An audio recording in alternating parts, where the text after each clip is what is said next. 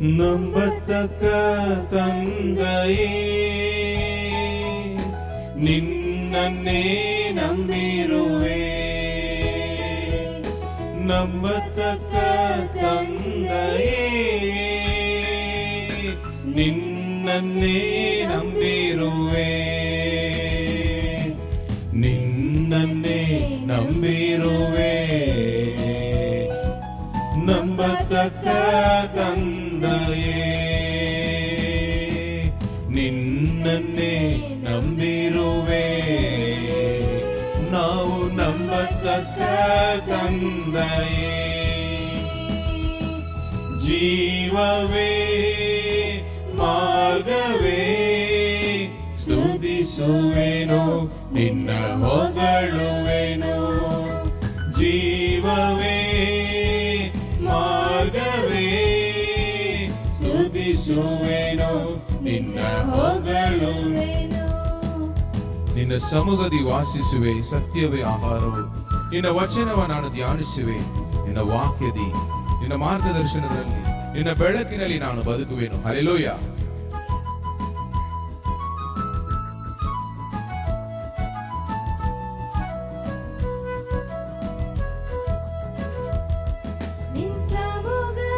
ವಾಸಿಸುವೆ, ಸತ್ಯವೇ ಆಹಾರವು. ವಚನವ ಧ್ಯಾನಿಸುವೆ, ವಾಕ್ಯದಿ ಬದುಕುವೆ. ನಿನ್ನ ಸಮ್ಮುಖದಿ ವಾಸಿಸುವೆ, ಸತ್ಯವೇ ಆಹಾರವು. ವಚನವ ಧ್ಯಾನಿಸುವೆ, ವಾಕ್ಯದಿ ಬದುಕುವೆ. ಜೀವವೇ ಮಾರ್ಗವೇ, ಸ್ತುತಿಸುವೆನು ನಿನ್ನ ಹೊಗಳುವೆನು. ಜೀವವೇ ಮಾರ್ಗವೇ, ಸ್ತುತಿಸುವೆನು ನಿನ್ನ ಹೊಗಳುವೆನು. ಹೃದಯದ ಬಯಕೆಯೆಲ್ಲ ಹೇಗೋ ಪೂರೈಸುವೆ, ಅರ್ಪಿಸಿದೆ ಮಾರ್ಗವಲ್ಲ ನಾನು ನಿನ್ನನ್ನೇ ಆದುಕೊಂಡೆ. ನಾವು ನಮ್ಮ ಮಾರ್ಗಗಳೆಲ್ಲ ದೇವರ ಪಾದದಲ್ಲಿ ಅರ್ಪಿಸುವಾಗ ನಮ್ಮ ಹೃದಯದಲ್ಲಿ ಆತನ ಚಿತ್ತವನ್ನು ಇಟ್ಟು ಅದನ್ನು ಪೂರೈಸುವುದಕ್ಕೆ ಶಕ್ತನಾಗಿದ್ದಾನೆ. ಹಲ್ಲೆಲೂಯಾ. ನಾವು ಒಪ್ಪಿಸಿಕೊಟ್ಟು ಹಾಡೋಣ. ದೇವರೇ, ನಿನ್ನ ಚಿತ್ತ ನನ್ನಲ್ಲಿ ನೆರವೇರಲಿ, ನನ್ನ ಜೀವನದಲ್ಲಿ ನೆರವೇರಲಿ. ಹಲ್ಲೆಲೂಯಾ. ಇದನ್ನು ಒಪ್ಪಿಸಿಕೊಡುವಾಗ ಖಂಡಿತವಾಗಿ ಆತನು ಎಲ್ಲಾ ವಾಗ್ದಾನಗಳನ್ನು ನಮ್ಮ ಜೀವನದಲ್ಲಿ ಪೂರೈಸುವನು. ಹಲ್ಲೆಲೂಯಾ.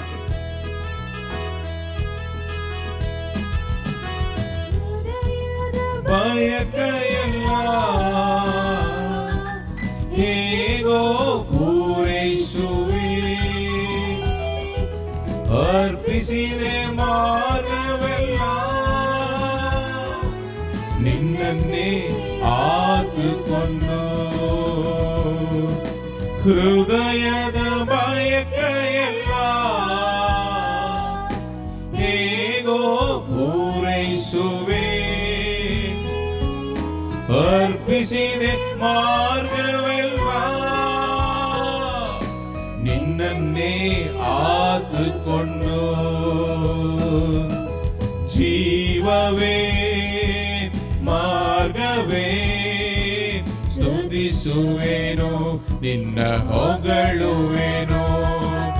ಜೀವವೇ ಮಾರ್ಗವೇ, ಸ್ತುತಿಸುವೆನು ನಿನ್ನ ಹೊಗಳುವೆನು. ನ್ಯಾಯವು ಮಧ್ಯಾಹ್ನದ ತೇಜಸ್ಸಿನಂದಾಗುವುದು. ನನ್ನಲ್ಲಿ ನೀನಿರುವೆ, ಎಲ್ಲವ ಮಾಡಿ ಮುಗಿಸುವೆ.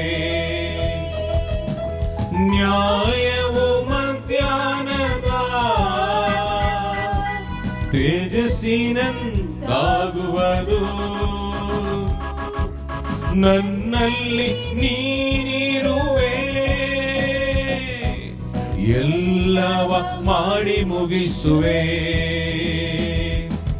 ಜೀವವೇ ಮಾರ್ಗವೇ,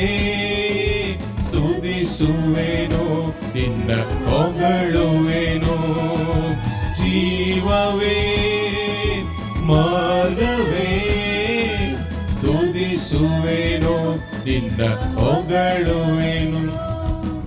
ನಂಬತಕ್ಕ ತಂದೆಯೇ,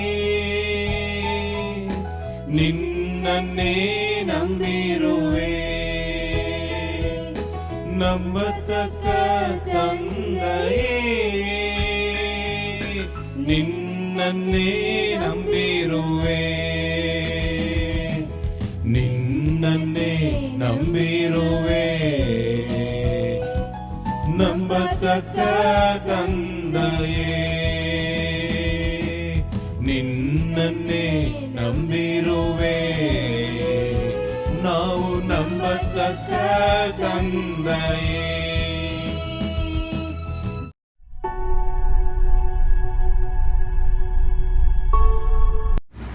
ಕೀರ್ತನೆ ಭಾಗವನ್ನು ನಾವು ಓದುವಾಗ ನಾನು ನಿಮಗೆ ಹೇಳಿದೆ, ದೇವರೇ ನಿಜವಾದ ತಂದೆ. ಹಳೆಯ ನಿಯಮದಲ್ಲಿ ನೀವು ನೋಡಿದರೆ, ಹಳೆಯ ನಿಯಮದಲ್ಲಿ ಇದ್ದ ಭಕ್ತರೆಲ್ಲ ದೇವರನ್ನು ತಂದೆ ಎಂದು ಕರೆದಿರಲಿಲ್ಲ. ಯೆಹೋವ ಈರೆ, ಯೆಹೋವ ಶಮ್ಮ, ಎಲ್ ಶಡಾಯ್ ಹಿಂಗೆಲ್ಲ ಕರೆದರು. ಅವ್ರ ಹೆಸರು ಹೇಳೋದಕ್ಕೆ ಭಯಪಟ್ಟರು. ಆಮೇಲೆ ಅದಕ್ಕೆ ಆಲ್ಟರ್ನೇಟಿವ್ ಆಗಿ ಅದೋನಾ ಎಂದು ಕರೆದನ್ನು ನಾವು ನೋಡ್ತೇವೆ. ನೀವು ಈ ಕೀರ್ತನೆ ಭಾಗವನ್ನು ನೋಡುವಾಗ ಅದರಲ್ಲಿ ಯಾವಾಗಲೂ ಒಂದು ಟ್ರಾನ್ಸಿಷನ್, ಒಂದು ಬದಲಾವಣೆ. ಅದು ಯಾರು ಅದನ್ನು ಮಾಡ್ತಾನೆ ಎಂದು ನೋಡಿದರೆ ಕೀರ್ತನೆಕಾರನಾಗಿರುವ ದಾವೀದನು. ಹಲ್ಲೆಲೂಯಾ. ಈ ದಾವೀದನೇ ಬಲಿಗಳಲ್ಲ, ಬಲಿಗಳು ಕೊಟ್ಟರೆ ನನ್ನ ಪಾಪವನ್ನು ನೀವು ಕ್ಷಮಿಸುವುದಿಲ್ಲ, ನಾನು ನನ್ನನ್ನು ಪೂರ್ಣವಾಗಿ ಪಶ್ಚಾತ್ತಾಪಪಟ್ಟು ಮನ ತಿರುಗುತ್ತೇನೆ, ಅದನ್ನು ನೀನು ಸ್ವೀಕರಿಸುವಿರಿ ಎಂದು ಹೇಳ್ತಾನೆ. ಒಂದು ಟ್ರಾನ್ಸಿಷನ್ ಪೀರಿಯಡ್ ಅದು. ಬಳಿಗಳೆಲ್ಲ ಮನಸ್ಸಲ್ಲಿ ಪರಿವರ್ತನೆ, ಬದಲಾವಣೆ ಬರಬೇಕು, ಮಾನಸಾಂತರ, ಮನ ತಿರುಗುವಿಕೆ ಎಂದು ಹೇಳಿದರು. ಅದೇ ರೀತಿಯಲ್ಲಿ ಕೀರ್ತನೆ 103 ನೋಡುವಾಗ ಒಂದು ತಂದೆ ಕಣಿಕರಿಸುವ ಹಾಗೆ ಎಂದು ಅವನು ದೇವರನ್ನು ಅವನು ಹೋಲಿಕೆ ಮಾಡುವುದನ್ನು ನಾವು ನೋಡುತ್ತೇವೆ. ಹಲ್ಲೆಲೂಯಾ. ಇರುವಾಗ ಸರಿ, ಅದು ಒಂದೆರಡು ಜಾಗದಲ್ಲಿ ಇರುವುದನ್ನು ನಾವು ನೋಡಬಹುದು. ಈ ತಂದೆಯಲ್ಲಿ ಇರುವ ಸದ್ಗುಣಗಳು ನಾವು ನೋಡಿದರೆ, ದೇವರು ಮೊದಲನೇದಾಗಿ ಅವರು ಪರಿಶುದ್ಧ ದೇವರಾಗಿದ್ದಾರೆ. ಹಲ್ಲೆಲೂಯಾ. ಯೆಶಾಯನು ಅವರನ್ನು ನಮಗೆ ಇಂಟ್ರೊಡ್ಯೂಸ್ ಮಾಡುವಾಗ ಈ ರೀತಿಯಲ್ಲಿ ಪರಿಚಯವನ್ನು ಕೊಡ್ತಾನೆ. ಅವರು ಪರಿಶುದ್ಧರು, ಪರಿಶುದ್ಧರು, ಮಹಾಪರಿಶುದ್ಧರು ಎಂದು ಸೂಪರ್ಲೇಟಿವ್ ಅಲ್ಲಿ ಅವನು ಬರೆಯುತ್ತಾನೆ. ನಮಗೆ ಇದೆಲ್ಲ ಗೊತ್ತು. ಅವರು ಹೆಸರುಗಳು ಇರುವುದರಿಂದ ಪರಿಶುದ್ಧ ದೇವರು, ಅವರು ಪ್ರೀತಿ ಸ್ವರೂಪಿಯಾಗಿರುವ ದೇವರು. ಆದರೂ ಸತ್ಯವೇದದಲ್ಲಿ ನಾವು ಆಳವಾಗಿ ಧ್ಯಾನಿಸುವಾಗ ಅನೇಕ ಕಾರ್ಯಗಳು ಈ ತಂದೆಯ ಗುಣಗಳ ಬಗ್ಗೆ ನಾವು ನೋಡಬಹುದು. ಹಲ್ಲೆಲೂಯಾ. ಕೆಲವೊಂದು ಕಾರ್ಯಗಳನ್ನು ಮಾತ್ರ ನಾವು ಪದೇ ಪದೇ ಚರ್ಚೆಯಲ್ಲಿ ಮಾತನಾಡುತ್ತಾ ಕೆಲವೊಂದು ಕಾರ್ಯಗಳನ್ನು ಮಾತ್ರ ನಾನು ನಿಮಗೆ ತೋರಿಸಲು ಬಯಸಿದ್ದೇನೆ. ನಿಜವಾದ ಮಾದರಿ, ತಂದೆಗೆ ನಿಜವಾದ ಮಾದರಿ ನಮ್ಮ ದೇವರಾಗಿದ್ದಾರೆ. ಹಲ್ಲೆಲೂಯಾ. ಇದರಲ್ಲಿ ಮೊದಲನೇದಾಗಿ ಅವರು ನಮಗಾಗಿ ಏನು ಮಾಡಿದರು ಎಂದು ಯೋಹಾನ ಅಧ್ಯಾಯ 3:16 ನಮಗೆಲ್ಲ ಗೊತ್ತಿರುವ ವಾಕ್ಯ. ಎಲ್ಲರೂ ಹೇಳಿರಿ.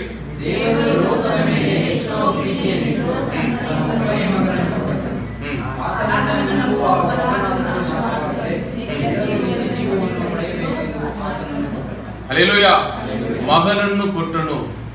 ಮಗನು ನಮಗೋಸ್ಕರ ಬಂದು ಅವರು ನಮ್ಮಲ್ಲಿ ಒಬ್ಬರಾದರಿಂದ ನಾವು ದೇವರನ್ನು ತಂದೆ ಎಂದು ಕರೆಯುವುದಕ್ಕೆ ಸಾಧ್ಯವಾಗುತ್ತದೆ. ಹಲ್ಲೆಲೂಯಾ. ಆದ್ದರಿಂದ ನೀವು ನೋಡಿದರೆ ದೇವರು ಪ್ರೀತಿಯ ತಂದೆಯಾಗಿದ್ದಾರೆ. ಹಲ್ಲೆಲೂಯಾ. ಪ್ರೀತಿಯನ್ನು ಹೆಚ್ಚಾಗಿ ತೋರಿಸಿದವರು ದೇವರೇ. ನಾವು ಪ್ರೀತಿಗೆ ಎಷ್ಟೋ ಲೆಸನ್ಸ್ ನಾವು ಕೊಟ್ಟರು. ಲೋಕದಲ್ಲಿ ಇರುವವರು ಪ್ರೀತಿ ಬಗ್ಗೆ ಸಿನಿಮಾಗಳು ತಗೊಳ್ತಾರೆ, ಬಟ್ ನಿಜವಾದ ಪ್ರೀತಿ ಸತ್ಯವೇದದಲ್ಲಿ ಉಂಟು. ಹಲ್ಲೆಲೂಯಾ. ಈ ದೇವರು ಪಾಪಿಗಳಾಗಿ ದ್ರೋಹಿಗಳಾಗಿ ದೇವರಿಗೆ ವಿರೋಧವಾಗಿ ಪಾಪ ಮಾಡಿ ಬಿದ್ದು ಹೋದವರಿಗೋಸ್ಕರ ತನ್ನ ಮಗನನ್ನು, ಹಲ್ಲೆಲೂಯಾ, ತನ್ನಲ್ಲಿ ಇದ್ದ ವಾಕ್ಯವಾಗಿರುವ ಆ ಮಗನನ್ನು ತೆಗೆದು ಹಲ್ಲೆಲೂಯಾ ನಮಗೋಸ್ಕರ ಕಳುಹಿಸಿದರು. ಸುಮ್ಮನೆ ಇಲ್ಲ, ಅವರು ಕಳುಹಿಸಿದ್ರೆ ಅವರು ನಮ್ಮ ಪಾಪ ಪರಿಹಾರಕ್ಕಾಗಿ ಶಿಲುಬೆಯಲ್ಲಿ ಪ್ರಾಣವನ್ನು ಕೊಟ್ಟರು. ಹಲ್ಲೆಲೂಯಾ. ಪ್ರಾಣವನ್ನು ಕೊಟ್ಟದರಿಂದ ಆತನ ಪ್ರೀತಿ ಎಷ್ಟು ಅಪಾರವಾದದ್ದು, ಆಳವಾದದ್ದು ಎಂದು ನಾವು ನೋಡ್ತಾ ಇದ್ದೇವೆ, ಅದ್ಯಾಗದ ಪ್ರೀತಿಯನ್ನು. ಹಲ್ಲೆಲೂಯಾ. ಆದ್ದರಿಂದ ಮೊದಲನೇದಾಗಿ ದೇವರು ತಂದೆ ನಿಜ. ಈ ತಂದೆಯಲ್ಲಿ ಇರುವ ಮೊದಲ ಸ್ವಭಾವ, ಅವರು ಪ್ರೀತಿಯುಳ್ಳ ತಂದೆಯಾಗಿದ್ದಾರೆ. ಹಲ್ಲೆಲೂಯಾ. ಎರಡನೇದಾಗಿರುವುದನ್ನು ನೋಡಿರಿ, ದೇವರು ಕರುಣಾಮಯಿ, ಕರುಣೆಯುಳ್ಳ ದೇವನು, ಕ್ಷಮಿಸುವವನು ಮತ್ತು ಹಲ್ಲೆಲೂಯಾ ತಿರುಗಾ ಸೇರಿಸಿಕೊಳ್ಳುವ ದೇವರು, ರೆಕಾನ್ಸಿಲೇಷನ್ ಮಾಡುವವರು. ಹಲ್ಲೆಲೂಯಾ. ಈ ಕಾಲದಲ್ಲಿ ನಾವು ನಮ್ಮ ಮಕ್ಕಳನ್ನ ಆ ರೀತಿಯಲ್ಲಿ ನಡೆಸ್ತೇವಾ? ತಪ್ಪು ಮಾಡುವಾಗ ಹೊಡೆದು ಬಿಡ್ತೇವೆ, ಬೈದು ಬಿಡ್ತೇವೆ.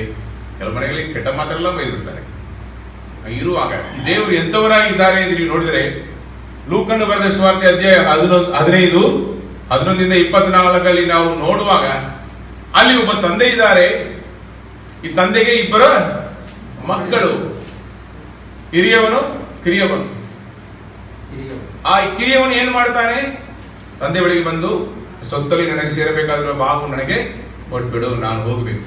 ತಂದೆ ಏನ್ ಮಾಡ್ತಾರೆ? ತಗೊಂಡು ಹೋಗಪ್ಪ. ಅವನೇನ್ ಮಾಡಿದ್ರೆ, ದೂರ ದೇಶಕ್ಕೆ ಹೋಗಿ ಪಟಿಂಗನಾಗಿ ಬದುಕಿ ಕೆಟ್ಟ ಕೆಟ್ಟ ಅಭ್ಯಾಸಗಳಲ್ಲಿ ಬಿದ್ದು ಅದಕ್ಕಿಂತ ಹೆಚ್ಚಾಗಿ ಎಲ್ಲ ಪಾಪಗಳನ್ನು ಮಾಡಿ ಅವನೇನ್ ಮಾಡಿದ್ರು? ದುಡ್ಡೆಲ್ಲ ಹಾಳು ಮಾಡಿಬಿಟ್ಟನು.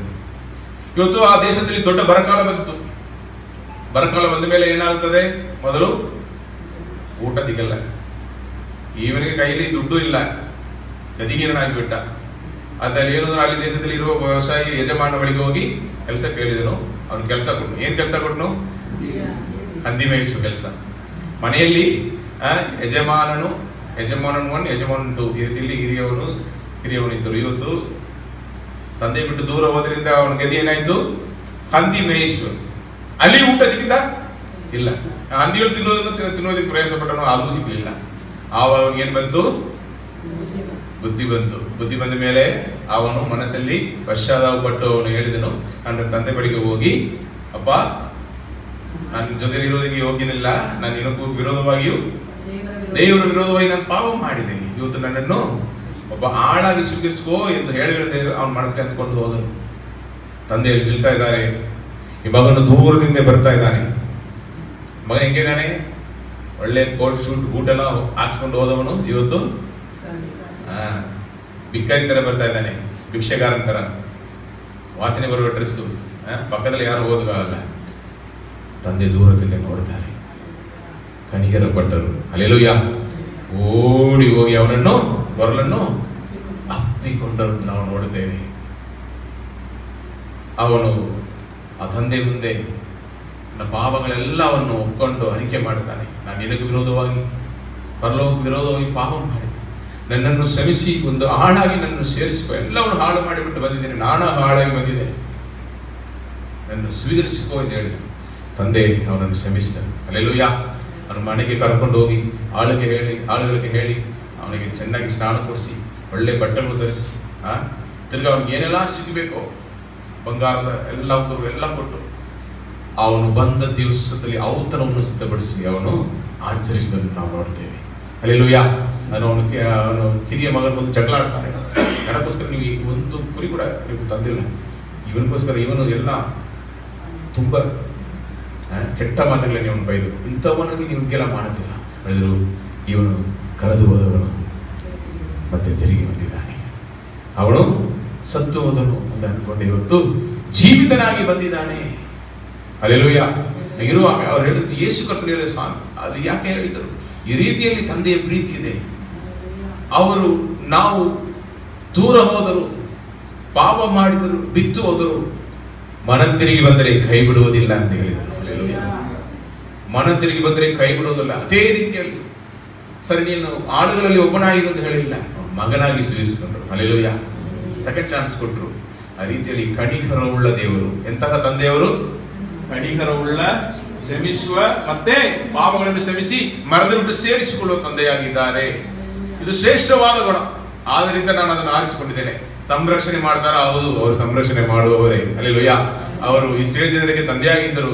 ದಾರಿಯಲ್ಲಿ ಎಲ್ಲ ಮೇಘ ಸ್ತಂಭವಾಗಿ, ಅಗ್ನಿ ಸ್ತಂಭವಾಗಿ, ವೈರಿಗಳಿಂದ ತಪ್ಪಿಸಿ ಕಾಪಾಡುವ ಸೇನಾಧೀಶ್ವರನಾದ ಯೆಹೋವನಾಗಿ ಸಂರಕ್ಷಣೆಯಾಗಿದ್ದುದನ್ನು ನಾವು ನೋಡುತ್ತೇವೆ. ತಂದೆ ಆದರೆ ಸಂರಕ್ಷಣೆ ಸಿಗುತ್ತೆ. ಅಪ್ಪ ಮನೆಗೆ ಬಂದ್ಬಿಟ್ರೆ, ಯಾರಾದರೂ ಕಳ್ಳರು ಓಡಾಟಗಳಿದ್ರೆ, ಯಾರಾದ್ರೂ ಒಬ್ಬನು ಒಂಥರ ಮನೆ ಮುಂದೆ ಓಡಾಡ್ತಾ ಇದ್ದಾನೆ, ಮೊದಲು ಅಮ್ಮ ಏನ್ ಮಾಡ್ತಾರೆ? ನೀವು ಎಲ್ಲಿದ್ದೀರಿ? ಮನೆಗೆ ಬನ್ನಿರಿ, ಇಲ್ಲೊಬ್ಬನು ತಿರುಗಾಡ್ತಾ ಇದ್ದಾನೆ.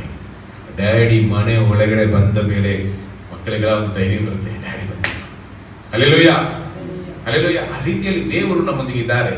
ಅವರ ಪ್ರಸನ್ನತೆ, ಅವರು ನಮ್ಮ ಜೊತೆಯಲ್ಲಿ ಇರುವಾಗ ನಾವು ಹೆದರುವುದಕ್ಕೆ ಅವಶ್ಯಕತೆ ಇಲ್ಲ. ಯಾಕಂದ್ರೆ ಅವರು ಸರ್ವಶಕ್ತನಾಗಿರುವ ದೇವರಾಗಿದ್ದಾರೆ, ಸರ್ವವನ್ನು ನಿಯಂತ್ರಿಸುವ ದೇವರಾಗಿದ್ದಾರೆ. ಅವರನ್ನು ದಾಟಿ ನಮ್ಮ ಜೊತೆ ಯಾರಾದ್ರೂ ನಮ್ಗೆ ವಿರೋಧವಾಗಿ ಬಂದ್ರೆ ಅವ್ರನ್ನು ತಾಡಿ ಬರಬೇಕು. ಹಲ್ಲೆಲೂಯಾ. ದೇವರನ್ನು ತಾಡಿ ಯಾರಾದ್ರೂ ನಮ್ಮನ್ನು ಮುಟ್ಟೋಕ್ಕಾಗತ್ತಾ? ಚಾನ್ಸ್ ಇಲ್ಲ, ನೋ ಚಾನ್ಸ್.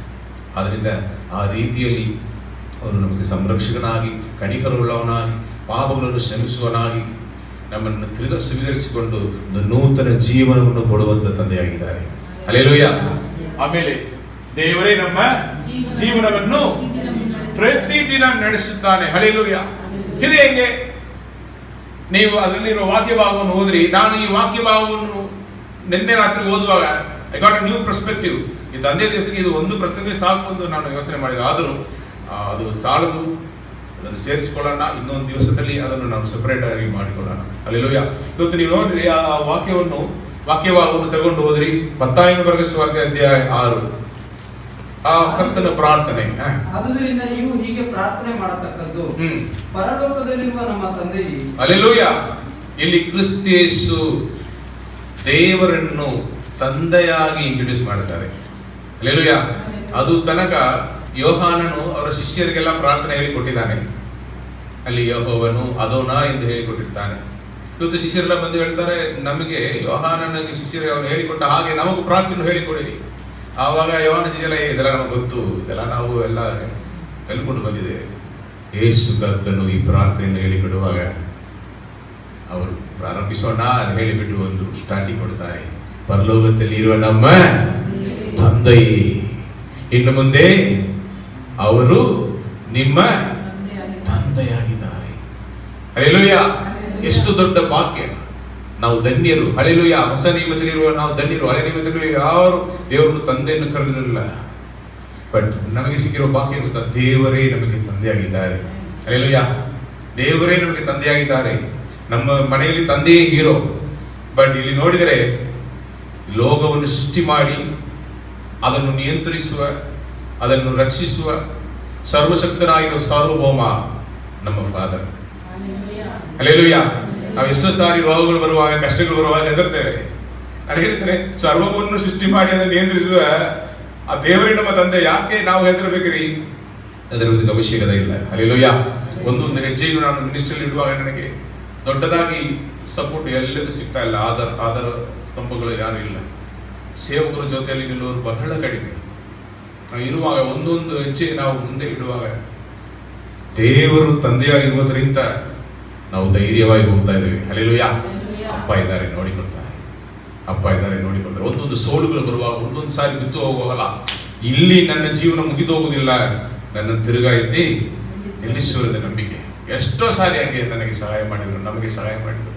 ಆ ದೇವರು ನಮ್ಮದಿಗಿದ್ದಾರೆ. ಹಲ್ಲೆಲೂಯಾ. ನೀವು ನೋಡಿದ್ರೆ ತಂದೆ, ಈ ತಂದೆ ಹತ್ರ ನಾವು ಏನು ಕೇಳುತ್ತೇವೆ ಓದ್ರಿ ಮುಂದೆ. ಮೊದಲನೇದಾಗಿ ತಂದೆ ಎಂತವರು ಎಂದು ಆ ವಾಕ್ಯಭಾಗ, ಆ ಪ್ರಾರ್ಥನೆ ನಮಗೆ ಹೇಳಿಕೊಡುವಂತದ್ದಾಗಿರುತ್ತೆ. ನಿನ್ನ ನಾಮ ಪರಿಶುದ್ಧ. ಹಂಗಾದ್ರೆ ಅವರು ಪರಿಶುದ್ಧರು. ಸತ್ಯವೇದ ಹೇಳುತ್ತದೆ ಮೇಲೆ ಇದೆಲ್ಲ ಏನು, ನಮ್ಮ ತಂದೆ ಪರಿಶುದ್ಧರಾಗಿ ಇರುವ ಹಾಗೆ ಮಕ್ಕಳಾಗಿರುವ ನಾವು ಎಲ್ಲಾ ನಡವಳಿಕೆಯಲ್ಲಿಯೂ ಪರಿಶುದ್ಧರಾಗಿರಬೇಕು. ಹಲ್ಲೆಲೂಯಾ. ಆಮೇಲೆ ನಿನ್ನ ರಾಜ್ಯ ಬರಲಿ, ನಿನ್ನ ಚಿತ್ತ ಪರಲೋಕದಲ್ಲಿ ನೆರವೇರುವ ಹಾಗೆ ಭೂಲೋಕದಲ್ಲಿ ನೆರವೇರಲಿ. ಹಲ್ಲೆಲೂಯಾ. ದೇವರ ರಾಜ್ಯ ನಮ್ಮಲ್ಲಿ ಬಂದಾಯ್ತಾ? ದೇವರ ರಾಜ್ಯ ತಂದೆ ನಮಗೆ ಕೊಟ್ಟಿದ್ದಾರ? ಸ್ಪಷ್ಟವಾಗಿ ಒಂದು ದಿವಸ ಬರ್ಲಿಕ್ಕಿದೆ. ಕ್ರಿಸ್ತೇಸು ಹೇಳಿದರು, ಈ ರೀತಿಯಲ್ಲಿ ಅದ್ಭುತಗಳು ನಡೆಯುವಾಗ ಒಂದು ವಿಷಯವನ್ನು ಅರ್ಥ ಮಾಡಿಕೊಳ್ಳಿರಿ, ದೇವರ ರಾಜ್ಯ ನಿಮ್ಮಲ್ಲಿ ಬಂದಿದೆ ಎಂದು ಹೇಳಿದರು. ಹಲ್ಲೆಲೂಯಾ. ಹಾಗಾದ್ರೆ ಏನು? ಇವತ್ತು ಸ್ಪಷ್ಟವಾಗಿ ದುಷ್ಟರು ಬದುಕುತ್ತಾರೆ, ದೇವರ ಮಕ್ಕಳು ಬದುಕುತ್ತಾರೆ. ದೇವರ ಮಕ್ಕಳಾಗಿ ದೇವರನ್ನು ನಂಬಿ ರಕ್ಷಣೆ ಹೊಂದಿದವರ ಎಲ್ಲರಲ್ಲಿಯೂ ದೇವರ ರಾಜ್ಯ ಸ್ಥಾಪಿಸಲ್ಪಟ್ಟಾಯಿತು. ಹಲ್ಲೆಲೂಯಾ. ನಮ್ಮಲ್ಲಿ ರಾಜನಾಗಿ ದೇವರು ಕೂತಿದ್ದಾರೆ. ನಮ್ಮಲ್ಲಿ ದೇವರ ರಾಜ್ಯ ಉಂಟು. ನಾವು ದೇವರ ರಾಜ್ಯದ ಮಕ್ಕಳಾಗಿ, ದೇವರ ರಾಜ್ಯದ ರಾಜಕುಮಾರತೆಯಾಗಿ ನಾವು ಈ ಲೋಕದಲ್ಲಿ ಬದುಕಬೇಕು. ಹಲ್ಲೆಲೂಯಾ. ಆದ್ರಿಂದ ನಾವು ರಾಜ್ಯದ ಮಕ್ಕಳು. ದೇವರ ರಾಜ್ಯ ಬರಲಿ, ದೇವರ ಚಿತ್ತ ಪರಲೋಕದಲ್ಲಿ ನೆರವೇರೋ ಹಾಗೆ ಭೂಲೋಕದಲ್ಲಿ ನೆರವೇರಲಿ. ಅಲ್ಲಿ ಪಾಪ ಇಲ್ಲ, ಅಲ್ಲಿ ಯಾರು ಏನು ಮಾಡಕ್ಕಾಗಲ್ಲ. ಇಲ್ಲಿ ಹಂಗೆ ಇಲ್ಲ, ದುಷ್ಟರು ಬದುಕುತ್ತಾರೆ. ಒಂದು ದಿವಸ ಬರುತ್ತೆ, ಆ ದಿವಸದಲ್ಲಿ ದೇವರು ಪರಲೋಕ ರಾಜ್ಯ ಹಾಗೆ ಭೂಲೋಕ ರಾಜ್ಯವನ್ನು ಬದಲಾಯಿಸುವರು. ಹಲ್ಲೆಲೂಯಾ. ಆದ್ರಿಂದ ಅದಕ್ಕೋಸ್ಕರ ನಮ್ಮಲ್ಲಿ ಆಸೆ ಇರಬೇಕು. ಆ ಪ್ರಾರ್ಥನೆ ತಂದೆ ಹತ್ರ ಇದೆಲ್ಲ ಕೇಳಬೇಕು. ಮೊದಲನೇದಾಗಿ ಅವ್ರು ಯಾರನ್ನು ನಾವು ಹೊಗಳಬೇಕು, ಆಮೇಲೆ ಅವ್ರ ಹತ್ರ ಬೇಡಿಕೊಳ್ಳಬೇಕಾದಿರುವುದು ನಿಮ್ಮ ರಾಜ್ಯ ಬರಲಿ, ನಿಮ್ಮ ಚಿತ್ತ ಪರಲೋಕದಲ್ಲಿ ನೆರವೇರುವ ಹಾಗೆ ಭೂಲೋಕದಲ್ಲಿಯೂ ನೆರವೇರಲಿ. ತಂದೆ ಇದನ್ನು ಮಾಡಿರಿ. ಆಮೇಲೆ ಈ ತಂದೆ ಎಂತವರು? ನಮ್ಮ ಅಗತ್ಯತೆಗಳೆಲ್ಲವನ್ನು ಪ್ರತಿನಿತ್ಯ ಹಲ್ಲೆಲೂಯಾ ಪೂರೈಸುವವರು ನಮ್ಮ ದೇವರೇ. ಆ ರೀತಿಯ ತಂದೆ. ನೀವು ತಂದೆ, ನಾನು ಹೇಳಿಲ್ಲ, ನನ್ನ ತಂದೆ ನನ್ನ ಮನೆಗೆ ಬರುವಾಗ ಅವ್ರ ಕೈಗಳನ್ನು ನಾವು ನೋಡ್ತಾ ಇರೋ ಏನ್ ತರ್ತಾರೆ. ಇವತ್ತು ನಮ್ಮ ಮನೆಯಲ್ಲಿ ಏನು ಸ್ಪೆಷಲ್? ಸಂಡೇ ಆದ್ರೆ ಮಟನ್ ಬರುತ್ತೆ, ಗುರುವಾರ ಆದ್ರೆ ಫಿಶ್ ಬರುತ್ತೆ, ಒಂದ್ ದಿವಸ ಫ್ರೈ, ಒಂದ್ ದಿವಸ ಫಿಶ್ ಸಾರು. ಇದೆಲ್ಲ ನಾವು ಕೈಯನ್ನು ನೋಡ್ತಾ ಇದ್ದೇವೆ. ಏನು ಸ್ನಾಕ್ಸ್ ತರ್ತಾರೆ, ಬುಕ್ಸ್ ಕೇಳ್ತಾರೆ, ಆ ಬುಕ್ಸ್ ತಂದು ಕೊಟ್ಟಿದ್ದಾರಾ, ಒಂದು ಪೆನ್ ಕೇಳಿದ್ರೆ 2 ತಂದಿದ್ದಾರಾ, ಇದೆಲ್ಲ ನಾವು ನೋಡ್ತಾ ಇದ್ದೀವಿ. ಬಟ್ಟೆ ಬರ್ತಾ, ಕ್ರಿಸ್ಮಸ್ ಬಂದ್ರೆ ಅದಕ್ಕೆ ಕೇಕ್ಸ್, ಬರ್ತ್ಡೇ ಬಂದ್ರೆ ಕೇಕ್ಸ್, ಚಾಕ್ಲೇಟ್ಸ್, ಇದೆಲ್ಲ ಅವ್ರ ಕೈಗಳನ್ನು ನಾವು ನೋಡ್ತಾ ಇದ್ದೇವೆ. ಹಲ್ಲೆಲೂಯಾ. ಇದು ದಿನ ಪ್ರತಿದಿನ ನಡೀತಾ ಇರುವ ಕಾರ್ಯ. ಅದೇ ರೀತಿಯಲ್ಲಿ ದೇವರು ನಮಗೆ ಪ್ರತಿನಿತ್ಯ ಎಲ್ಲವನ್ನು, ಅಗತ್ಯತೆಗಳೆಲ್ಲವನ್ನು ಒದಗಿಸಿಕೊಡುವ ತಂದೆಯಾಗಿದ್ದಾರೆ. ಒಂದು ದಿವಸ ನಾವು ಊಟ ಇಲ್ಲದೆ ಕೂತಿದ್ದೇವಾ? ಬರೀ ಕೈಯಾಗಿ ಕೂತಿದ್ದೇವಾ? ನಂಬಿಕಸ್ಥರಾಗಿರುವ ದೇವರು. ಹಲ್ಲೆಲೂಯಾ. ಅದರಿಂದ ಕ್ರಿಸ್ತೇಸು ದೇವರನ್ನು ತಂದೆಯಾಗಿ ಪರಿಚಯ ಮಾಡಿಕೊಡುವಾಗ ಅವ್ರು ಏನೆಲ್ಲ ನೀವು ಕೇಳಬೇಕು ಒಂದು ಕಡೆ, ಇನ್ನೊಂದು ಕಡೆ ಅವ್ರು ಏನೆಲ್ಲ ನೀಡುತ್ತಾರೆ ಎಂದು ಅವರು ತೋರಿಸುವಂತವರಾಗಿದ್ದಾರೆ. ಹಲ್ಲೆಲೂಯಾ. ಆಮೇಲೆ ಅನುದಿನದ ಆಹಾರ, ನಿಮಗೆ ತಪ್ಪು ಮಾಡಿದವರನ್ನು ನಾವು ಕ್ಷಮಿಸಿದಂತೆ ನಮ್ಮ ತಪ್ಪುಗಳನ್ನು ಕ್ಷಮಿಸು. ಹಲ್ಲೆಲೂಯಾ. ನಾವು ಆಧ್ಯಾತ್ಮಿಕ ಜೀವನದಲ್ಲಿ ದೇವರ ಮಕ್ಕಳಾಗಿ, ದೇವರ ಸದ್ಗುಣಗಳು ಇರುವ ಹಾಗೆ, ದೇವರ ಸದ್ಗುಣಗಳು ಇರುವ ಮಕ್ಕಳಾಗಿ ನಾವು ಬದುಕಬೇಕು ಎಂದು ಹಲ್ಲೆಲೂಯಾ ಪ್ರಾರ್ಥಿಸಬೇಕು. ದೇವರು ಕ್ಷಮಾಪಣೆಯನ್ನು ಶಿಲುಬೆಯಲ್ಲಿ ತೋರಿಸಿದರು. ದೇವರ ಮಕ್ಕಳಾಗಿ ಇರುವ ನಾವು ಕೂಡ ಆತನು ಕ್ಷಮಿಸಿದಂತೆ ನಾವು ಇತರರನ್ನು ಕ್ಷಮಿಸಬೇಕು. ದೇವರ ಮಕ್ಕಳಾಗಿರಬೇಕು. ದೇವರು ನಮಗೆ ಆಧ್ಯಾತ್ಮಿಕ ಬೆಳವಣಿಗೆಯನ್ನು, ಆತ್ಮೀಯ ರೀತಿಯಲ್ಲಿ ಅವರ ಮಕ್ಕಳಾಗಿ ಬೆಳೆಯುವುದಕ್ಕೆ ಶಕ್ತಿಯನ್ನು, ಬಲವನ್ನು ದೇವರು ಕೊಡುವಂತವನಾಗಿದ್ದಾನೆ. ಹಲ್ಲೆಲೂಯಾ. ಇದು ದೇವರು ಕೊಡುವುದು, ನಮ್ಮಲ್ಲಿ ಇರುವ ಸ್ವಭಾವ. ನಾವು ಯಾರನ್ನು ಕ್ಷಮಿಸುವುದಿಲ್ಲ, ಸಾಯುವ ತನಕ ನಾನು ಮುಖ ಕೂಡ ನೋಡುವುದಿಲ್ಲ ಅಂತ ಹೇಳಿಬಿಟ್ಟು ಹೋಗ್ಬಿಡ್ತಾರೆ. ನನ್ನ ಹೆಣ ಬಿತ್ತೋದ್ರು ಕೂಡ ನೀನು ನನ್ನ ಮುಂದೆ ನೋಡಬಾರದು ಅಂತ ಹೇಳಿಬಿಟ್ಟು ಹೋಗ್ಬಿಡ್ತಾರೆ. ಆಯ್ತಾನೆ? ಆದರೆ ಮನುಷ್ಯನ ಸ್ವಭಾವ ಅದು. ದೇವರ ಸ್ವಭಾವ ಕ್ಷಣದಲ್ಲಿ ನಾವು ಮಾಡುವ ಪಾಪಗಳನ್ನು ಕ್ಷಮಿಸ್ತಾರೆ. ತಂದೆ ಕ್ಷಮಿಸುವ ದೇವರಾಗಿರೋದ್ರಿಂದ ಮಕ್ಕಳಲ್ಲಿ ಪ್ರಾರ್ಥಿಸಬೇಕು. ನಾವು ಅದೇ ರೀತಿಯಲ್ಲಿ ಬದುಕಬೇಕು. ಆಮೇಲೆ ಲೋಕ ಭಾವದಿಂದ ತುಂಬಿ ಇದೆ. ಈ ಲೋಕದಲ್ಲಿ ನಾವು ಬದುಕಬೇಕಾದ್ರೆ ನಮ್ಮ ತಂದೆಯ ಸಹಾಯ ನಮಗೆ ಬೇಕು. ಸಹಾಯವನ್ನು ಕೋರುತ್ತಾನೆ. ಏನು ಹೇಳಿದನು? ನಮ್ಮನ್ನು ಶೋಧನೆ ಒಳಗಡೆ ಸೇರಿಸದೆ ಕೇಡಿನಿಂದ ನಮ್ಮನ್ನು ತಪ್ಪಿಸು. ಹಲ್ಲೆಲೂಯಾ. ಇದನ್ನು ದೇವರೇ ನಮಗೆ ಸಹಾಯ ಮಾಡುತ್ತಾರೆ. ಆದರೆ ನಮಗಿರುವ ಶೋಧನೆಗಳು ನಮಗೆ ತಕ್ಕಂತ ನಾವು ಸಹಿಸಿಕೊಳ್ಳುವ, ತಪ್ಪಿ ಓಡುವ ದಾರಿಯನ್ನು ದೇವರು ರೆಡಿ ಮಾಡಿಬಿಟ್ಟು ಶೋಧನೆಗಳನ್ನು ಕಳಿಸ್ತಾರೆ. ಹಲ್ಲೆಲೂಯಾ. ಆದ್ರಿಂದ ಹಂಗೆ ಬಂದರೂ ಕೂಡ ಅವನ ಜೊತೆಯಲ್ಲಿ ನಮಗೆ ಸಹಾಯ ಮಾಡುವನು. ನಾವು ಪಾಪರಹಿತ ಜೀವನ, ಪರಿಶುದ್ಧ ಜೀವನ ಜೀವಿಸುವುದೇ ದೇವರ ಸಹಾಯ ಬೇಕು. ದೇವರ ಆತ್ಮನು ನಮ್ಮಲ್ಲಿ ಇದ್ದು ನಮಗೆ ಮಾರ್ಗದರ್ಶನ ಕೊಡಬೇಕು. ಇಲ್ಲಾಂದ್ರೆ ನಾವು ಬದುಕೋದಕ್ಕಾಗಲ್ಲ. ಹಲ್ಲೆಲೂಯಾ. ಯೋಸೇಫನು ದೇವರಾತ್ಮನ ಹೊಂದಿದವನಾಗಿದ್ದರಿಂದ ಅವನು ಅವನ ಮುಂದೆ ಬಂದು ಕರೆಯುವಾಗ ಅವನು ದೇವರಿಗೆ ಕಿವಿಗೊಟ್ಟನು. ಹಲ್ಲೆಲೂಯಾ.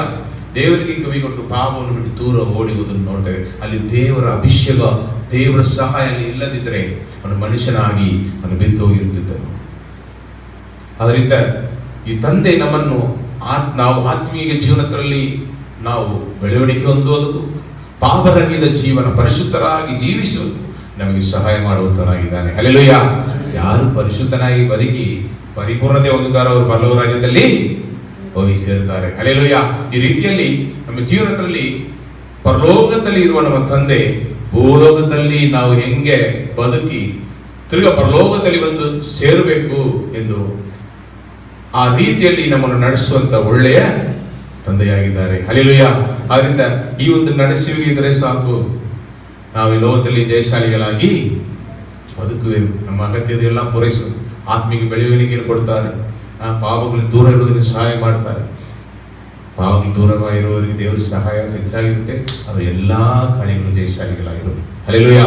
ಯೋಸೇಫನು ಅವನು ಪಾಪರಹಿತ ಜೀವನ ಜೀವಿಸಲಿದ್ದಲೇ ಅವನು ಆ ದೇಶಕ್ಕೆ ದೊಡ್ಡ ಪ್ರೈಮ್ ಮಿನಿಸ್ಟರ್ ತರ ಅಧಿಕಾರಿ ಆದನು.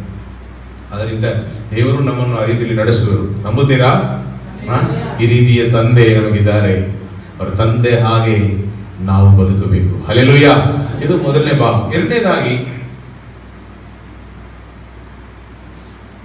ಒಂದು ತಂದೆ ಏನು ಮಾಡಬೇಕು ಅದನ್ನು ನಾವು ಇವತ್ತು ಧ್ಯಾನಿಸುತ್ತಿದ್ದೇವೆ. ಆದಿಕಾಂಡ ಅಧ್ಯಾಯ 12ರಲ್ಲಿ ಒಬ್ಬನನ್ನು ದೇವರು ಕರೆಯುತ್ತಾರೆ. ಅವನ ಹೆಸರು ಏನು? ಅಬ್ರಾಮ್.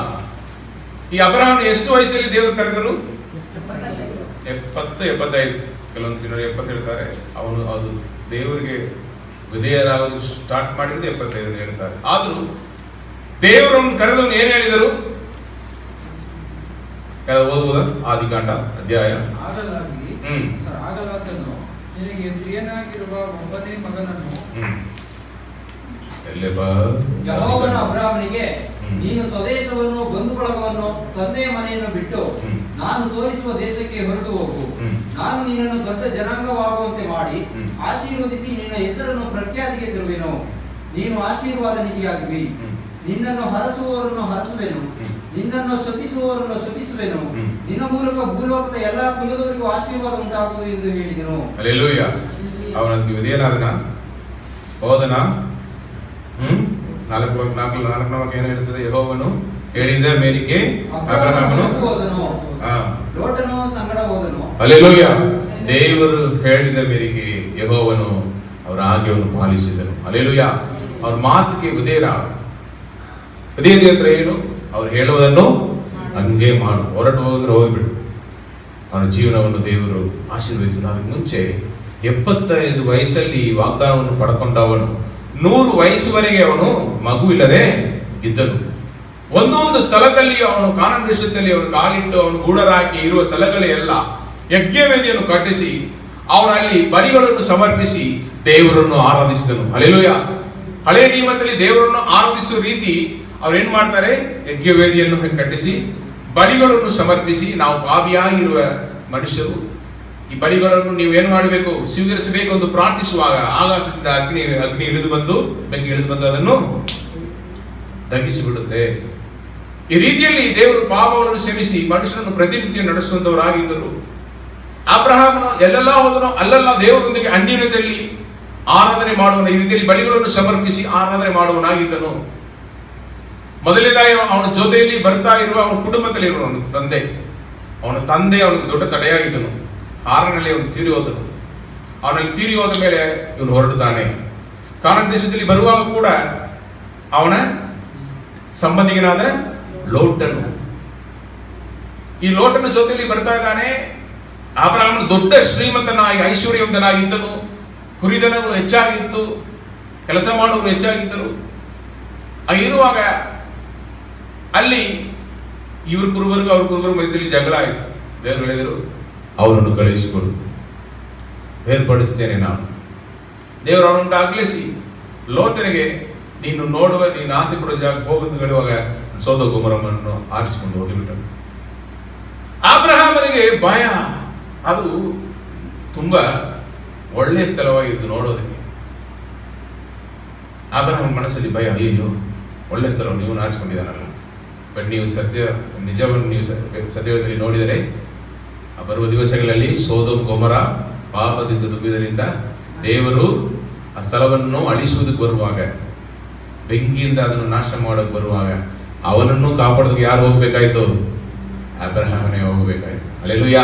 ದೇವರು ಹೋಗಿ ಅಲ್ಲಿ ಅವನಿಗೆ ಎಲ್ಲ ತಿಳಿಸುವಾಗ ಅವನು ನಿಂದು ಪ್ರಾರ್ಥಿಸಿ, ಅಪ್ಪ ನೀವು ಅವನನ್ನು ಕಾಪಾಡಿ ಎಂದು ಹೇಳಿದ ಮೇಲೆ ದೂತರುಗಳು ಲೋಟನ ಕುಟುಂಬವನ್ನು ಕಾಪಾಡಿದನ್ನು ನಾವು ನೋಡುತ್ತೇವೆ. ಆದರೂ ಈ ಲೋಟನು ಅಗಲಿ ಹೋದ ಮೇಲೆ ಅಬ್ರಹಾಮನಿಗೆ ತುಂಬಾ ಭಯ ಆಯಿತು. ದೇವರು ಅವನನ್ನು ಒಂದೊಂದು ಸಾರಿ ಅವನ ಜೊತೆಗೆ ಮಾತನಾಡಿ, ಹೆದರಬೇಡ, ನೀನು 4 ದಿಕ್ಕನ್ನು ನೋಡು, ಇಲ್ಲಿ ನೋಡ್ತಾ ಇರುವ ಸ್ಥಳವನ್ನು ನಿನಗೂ ನಿನ್ನ ಸಂತಾನದವರೆಗೂ ನಾನು ಕೊಡುವೇನು ಎಂದು ವಾಗ್ದಾನ ಮಾಡಿದರು.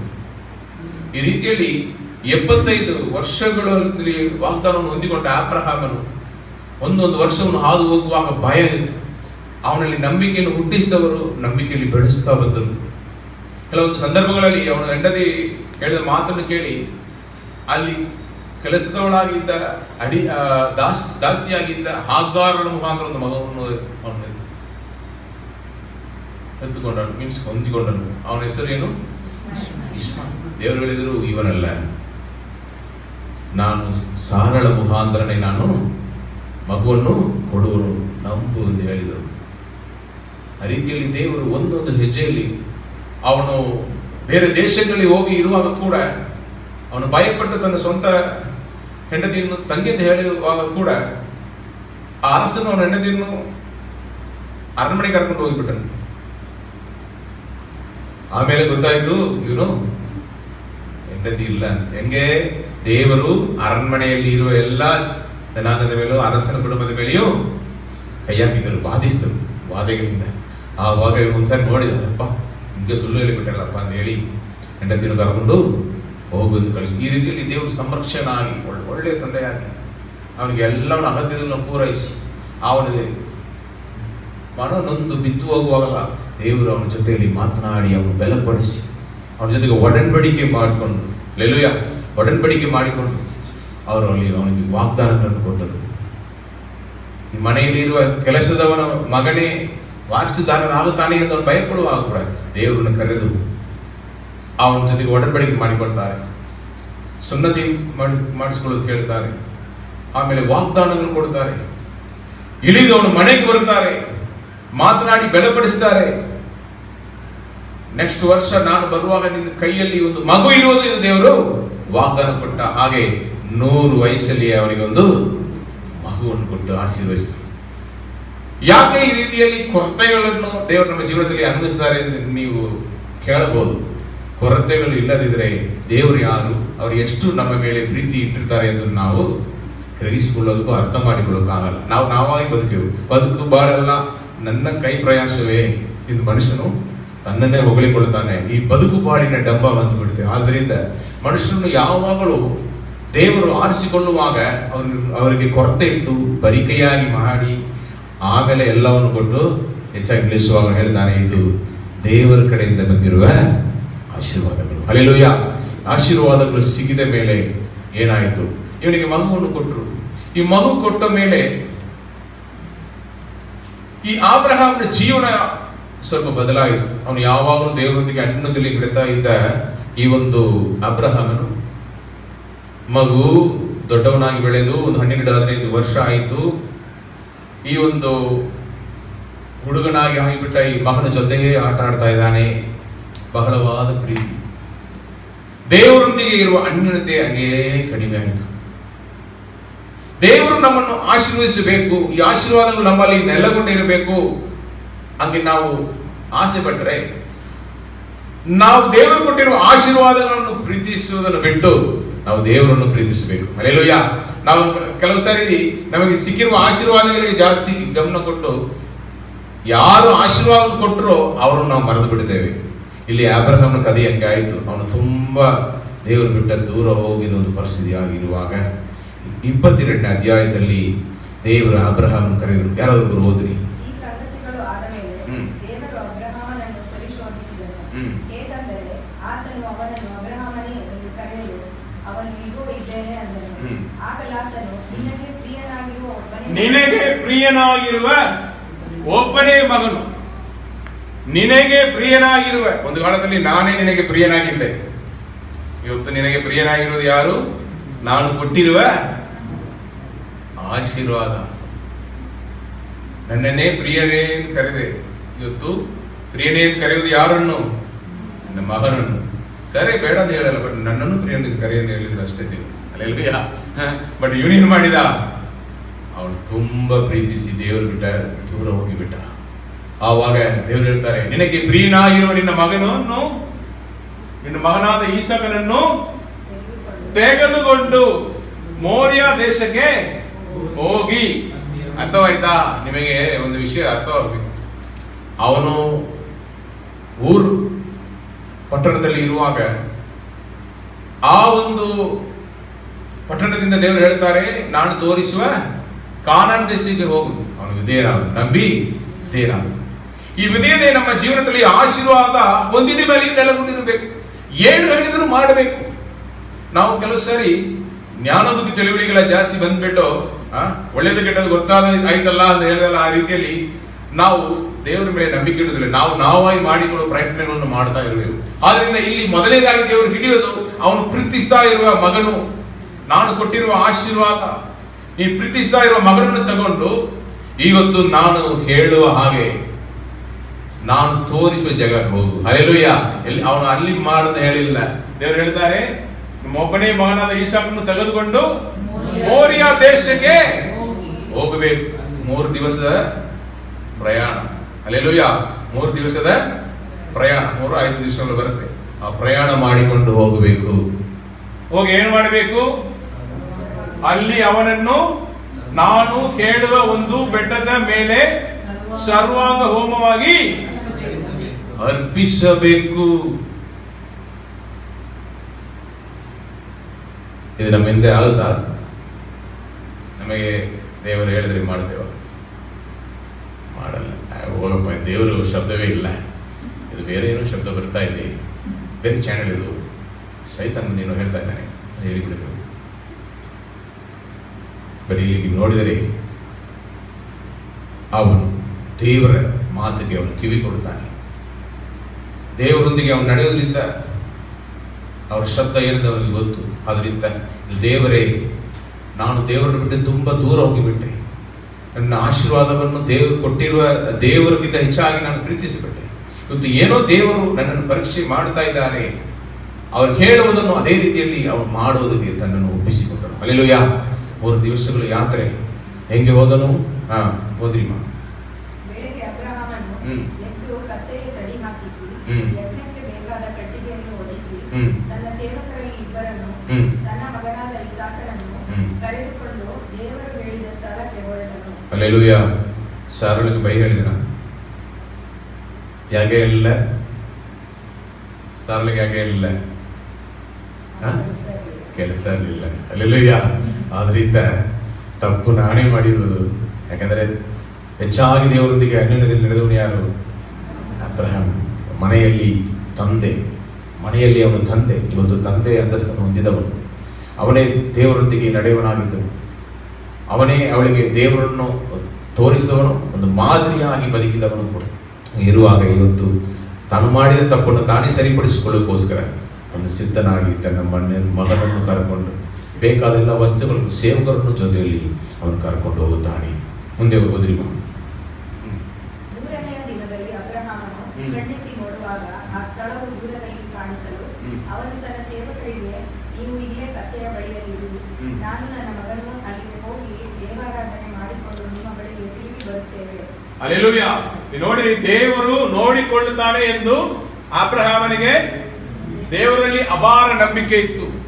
ಹಲ್ಲೆಲೂಯಾ. ಆದದ್ರಿಂದ ಅವನು ಹೋಗ್ತಾನೆ, ದೇವರು ನೋಡಿಕೊಳ್ತಾರೆ. ಇವರು ತಾನೇ ಮಗುವನ್ನು ಕೊಟ್ಟಿರೋದು. ನಾನು 75 ವಯಸ್ಸಲ್ಲಿ ಅಲ್ಲಿಂದ ಹೊರಡುವಾಗ ನನ್ನ ಮಗು ಇಲ್ಲ, 100 ವಯಸ್ಸವರೆಗೆ ಮಗು ಇಲ್ಲ. ಈ ಮಗು ಕೊಟ್ಟದವರೇ ಅದ್ಭುತಕರವಾಗಿ. ಸಾರಳಿಗೆ ಮಗು ಹೆರುವಷ್ಟು ಬಲ ಇಲ್ಲ. ಈ ಮಗುವನ್ನು ಕೊಟ್ಟದ್ದು ಯಾರು? ಅಸಾಧ್ಯವಾದ ಕಾರ್ಯಗಳು ಸಾಧ್ಯಪಡಿಸಿದವನು. ಹಾಗೆ ಇರುವಾಗ ನಾನು ನಂಬಿಕೆಯಿಂದ ಹೋಗ್ತಾ ಇದ್ದೆ, ನಂಬಿಕೆಯನ್ನು ಕಳ್ಕೊಂಡಿಲ್ಲ. ದೊಡ್ಡ ಕಾರ್ಯಗಳು ಮಾಡುವನೆಂದು ಅವನ ನಂಬಿಕೆ ಅವನಲ್ಲಿ ಇತ್ತು. ಹಲ್ಲೆಲೂಯಾ. ಮುಂದೆ ಹೋದಮ್ಮ. ಆಗ ಅಬ್ರಹಾಮನು ಯಜ್ಞಕ್ಕೆ ಬೇಕಾದ ಕಟ್ಟಿಗೆಯನ್ನು ತನ್ನ ಮಗನಾದ ಇಸಾಕನ ಮೇಲೆ ಹೊರಿಸಿ ತನ್ನ ಕೈಯಲ್ಲೇ ಬೆಂಕಿಯನ್ನು ಕತ್ತಿಯನ್ನು ತೆಗೆದುಕೊಂಡ ನಂತರ ಅವರಿಬ್ಬರು ಹೊರಟು ಹೋದರು. ಹೋಗುವಾಗ ಇಸಾಕನು ಕೆಲವೊಂದು ಜನರು ಹೇಳ್ತಾರೆ, ಅವನು ಚಿಕ್ಕ ಹುಡುಗ, ಇದು ಕಟ್ಟಿಗೆಯನ್ನು ಹೊರುವಷ್ಟು ಬಲ ಇದ್ದ ಒಬ್ಬ ಹುಡುಗನಾಗಿ ಅವನಿದ್ದನು. ಆಲ್ಮೋಸ್ಟ್ 15 ಇಯರ್ಸ್ ಇರ್ಬೋದು, 15 to 20 ಇಯರ್ಸ್ ಒಳಗಡೆ. ಮುಂದೆ ಇಸಾಕನು ತನ್ನ ತಂದೆಯಾದ ಅಬ್ರಹಾಮನಿಗೆ ಅಪ್ಪ ಎಂದು ಕರೆಯಲು ಅಬ್ರಹಾಮನು ಏನು ಮಗನೇ ಅಂದನು. ಇಸಾಕನು, ಇಗೋ ಬೆಂಕಿಯೂ ಕಟ್ಟಿಗೆಯೂ ಉಂಟು, ಆದರೆ ಹೋಮಕ್ಕೆ ಬೇಕಾದ ಕುರಿಯಲ್ಲಿ ಎಂದು ಕೇಳಿದ್ದಕ್ಕೆ ಅಬ್ರಹಾಮನು, ಮಗನೇ, ಹೋಮಕ್ಕೆ ಬೇಕಾದ ಕುರಿಯನ್ನು ದೇವರೇ ಒದಗಿಸುವನು ಅಂದನು. ಹಲ್ಲೆಲೂಯಾ. ಹೋಮಕ್ಕೆ ಬೇಕಾದ ಕುರಿಯನ್ನು ದೇವರೇ ಒದಗಿಸಿಕೊಡುವನು. ಅವನಿಗೆ ಹೇಳೋಕ್ಕಾಗಲ್ಲ, ಅವನ ಪ್ರಶ್ನೆಗೆ ಅವನಿಗೆ ಉತ್ತರ ಕೊಡೋಕ್ಕಾಗಲ್ಲ. ನೀನೇ ಬಲಿ ಅಂತ ಹೇಳಿದರೆ ಅವನಿಗೆ ಹೆಂಗಿರುತ್ತೆ? ನನಗೆಲ್ಲ ಹೇಳಿದ್ರೆ ಓಡಿ ಹೋಗ್ತದೆ, ನಾನು ಬಲಿಯ ಅಯ್ಯೋ. ಬಟ್ ಅವನು ಹೇಳ್ತಾನೆ, ಮಗನೇ, ಹೋಮಕ್ಕೆ ಬೇಕಾದ ಕುರಿಯನ್ನು ದೇವರು ಒದಗಿಸಿಕೊಡುತ್ತಾನೆ.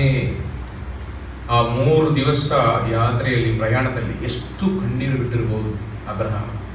ಒಬ್ಬನೇ ಮಗನು, ಅವನಿಗೆ ಒಂದು ಟೈಮ್ ಕೊಟ್ಟಿದ್ದಾರೆ. 3 days ಯಾತ್ರೆಯಲ್ಲಿ ಏನು ತಪ್ಪು ಮಾಡಿದೆ, ಎಲ್ಲೆಲ್ಲ ನಾನು ಜಾರಿ ಬಿದ್ದೆ, ಎಲ್ಲ ಮಾಡಬಾರ್ದಿತ್ತು. ದೇವರಿಗೆ ಇದೆಲ್ಲ ಮೆಚ್ಚುಗೆ ಆಗಿಲ್ಲ. ಈ ಮಗನು ಬಂದ ಮೇಲೆ ನನಗೂ ದೇವರಿಗಿದ್ದ ಅನ್ಯೋನ್ಯತೆ ಇಲ್ಲ, ಹೋಯ್ತಲ್ಲ. ದೇವರಿಗೂ ನನಗೂ ಮಧ್ಯದಲ್ಲಿ ಇವನ ಮಗನು ತಡೆಯಾಗಿ ಬಂದುಬಿಟ್ಟನಲ್ಲ, ಹೋಗಿ ನಾನು ಆರಾಧನೆ ಸರಿಯಾಗಿ ಮಾಡಲಿಲ್ಲ, ಪ್ರಾರ್ಥನೆಗೆ ಸಮಯ ಕೊಟ್ಟಿಲ್ಲ, ಸತ್ಯವೇದಕ್ಕೆ ಸಮಯ ಕೊಟ್ಟಿಲ್ಲ. ಆ ರೀತಿಯಲ್ಲಿ ಅವನಿದೆಲ್ಲ ಯೋಚನೆ ಮಾಡಿಕೊಂಡು ಹೋಗ್ತಾ ಇದ್ದಾನೆ. ಆದರೂ ನಂಬಿಕೆಯನ್ನು ಕಳ್ಕೊಂಡಿಲ್ಲ. ಹಲ್ಲೆಲೂಯಾ. ದೇವರು ಕೈ ಬಿಡಲ್ಲ. ಏನೋ ಒಂದು ಕಾರ್ಯವನ್ನು ನನಗೆ ಹೇಳಿದರು, ಅದಕ್ಕೆ ವಿಧೇಯರಾಗೋಣ ಎಂದು ಅದನ್ನು ಒಪ್ಪಿಕೊಂಡು ದೇವರು ಹೇಳಿದ ಹಾಗೆ ಅವನು ಮುಂದುವರಿದ. ಹಲ್ಲೆಲೂಯಾ. ಮುಂದೆ ಹೋದ್ರಿ.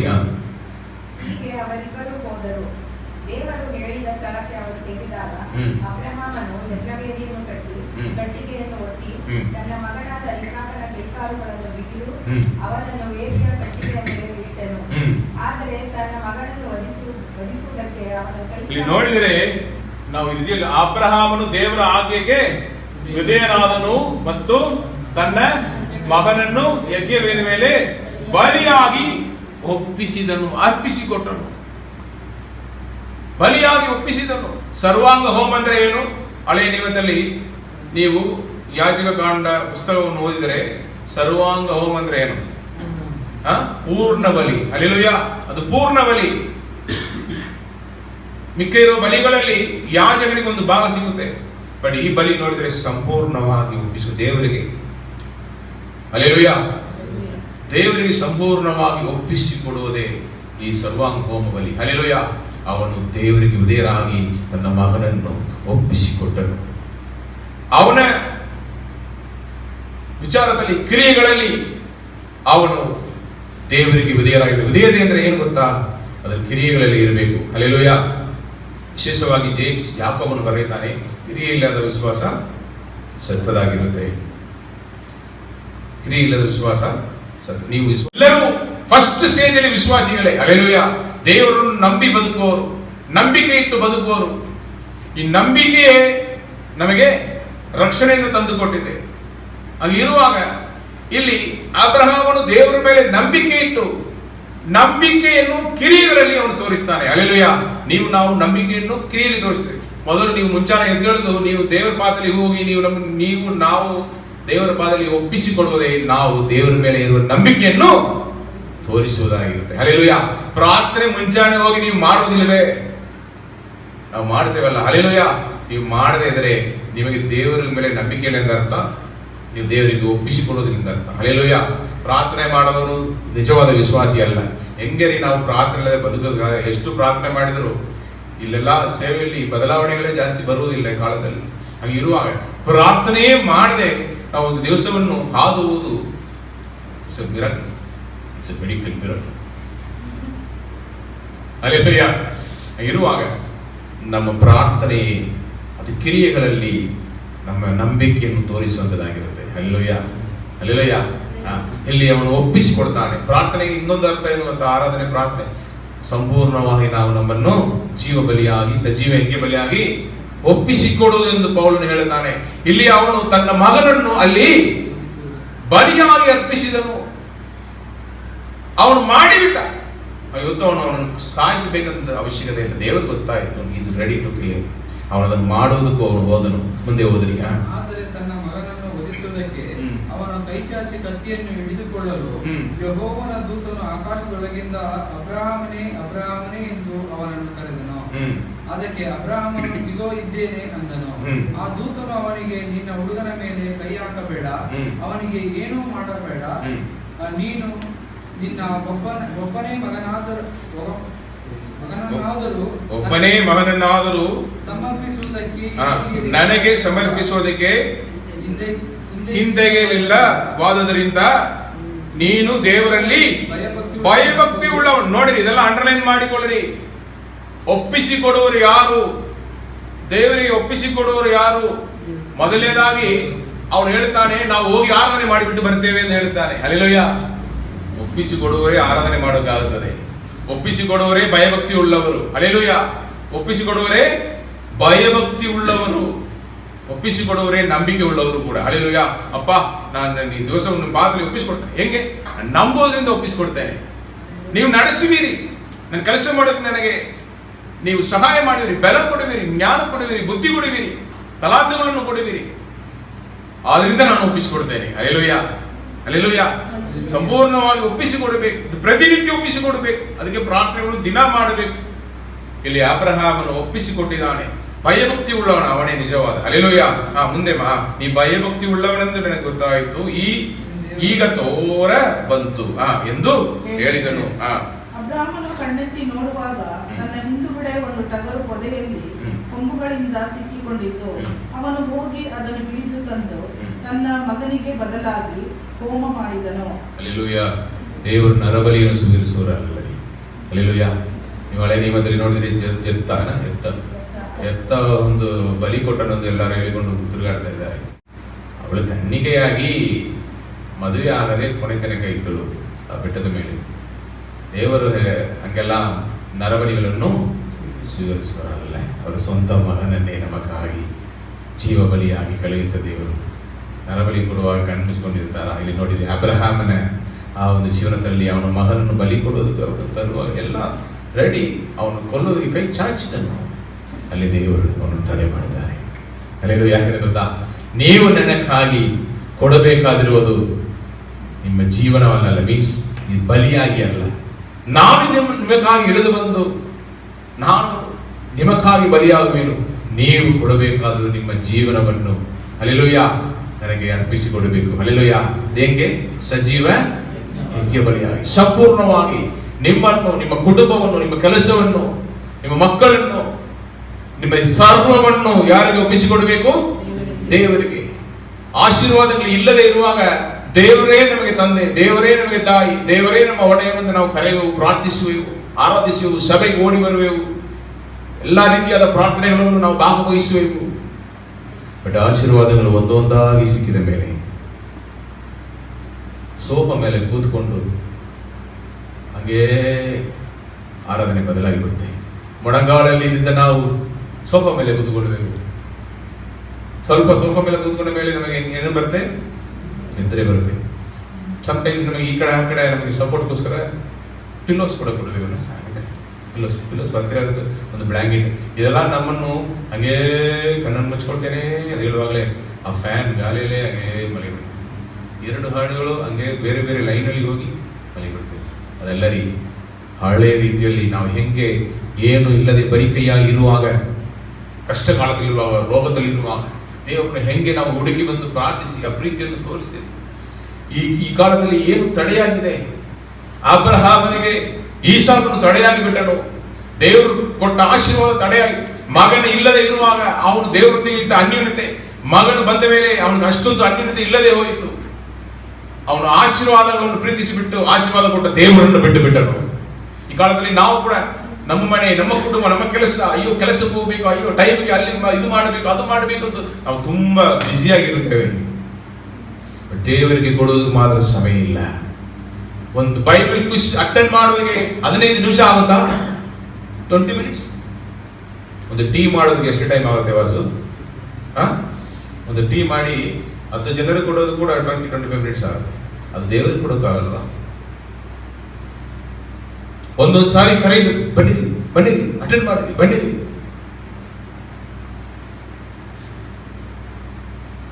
ಅರೆ ನೀವು ದೇವರಿಗೆ ಸಭೆ ಕೊಡ್ತಾ ಇಲ್ಲ.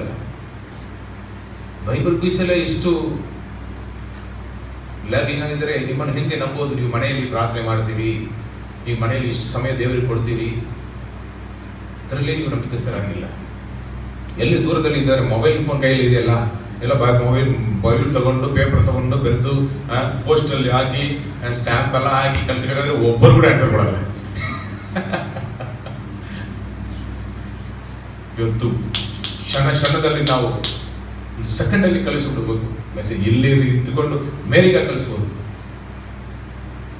ಇರುವಾಗ ನಮಗೂ ದೇವರಿಗೂ ಮಧ್ಯದಲ್ಲಿ ತಡೆಯಾಗಿರುವುದು ಏನು?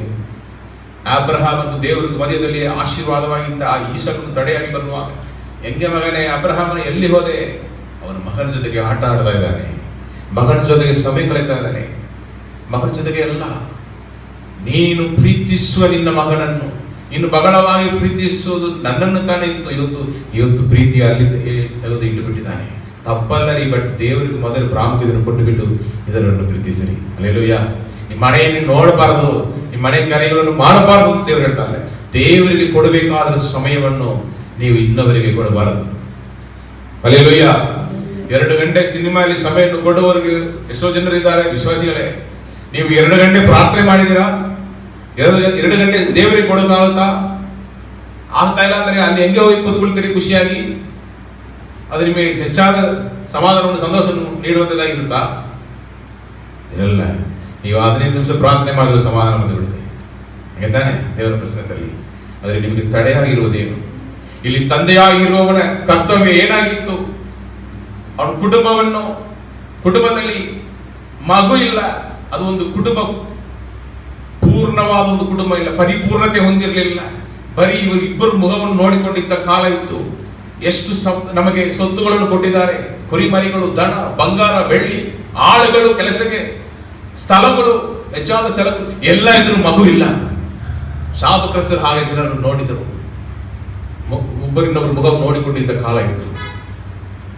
ಅದು ದೇವರು ಹೇಳಿದ ಮಾತಿಗೆ ಅವನು ವಿಧೇಯನಾಗಿದ್ದರಿಂದ ಅವನನ್ನು ಆಶೀರ್ವದಿಸಿ, ಹಲ್ಲೆಲೂಯಾ, ಮಗು ಕೊಟ್ಟು ಅವನೊಂದು ಪರಿಪೂರ್ಣತೆ ಹೊಂದಿದ ಕುಟುಂಬವಾಗಿ ದೇವರು ಬದಲಾಯಿಸಿ ಸಾಕ್ಷಿಯಾಗಿ ನಿಲ್ಲಿಸಿದರು, ಎಲ್ಲರ ಮುಂದೆ ಗಣಪಡಿಸಿದರು.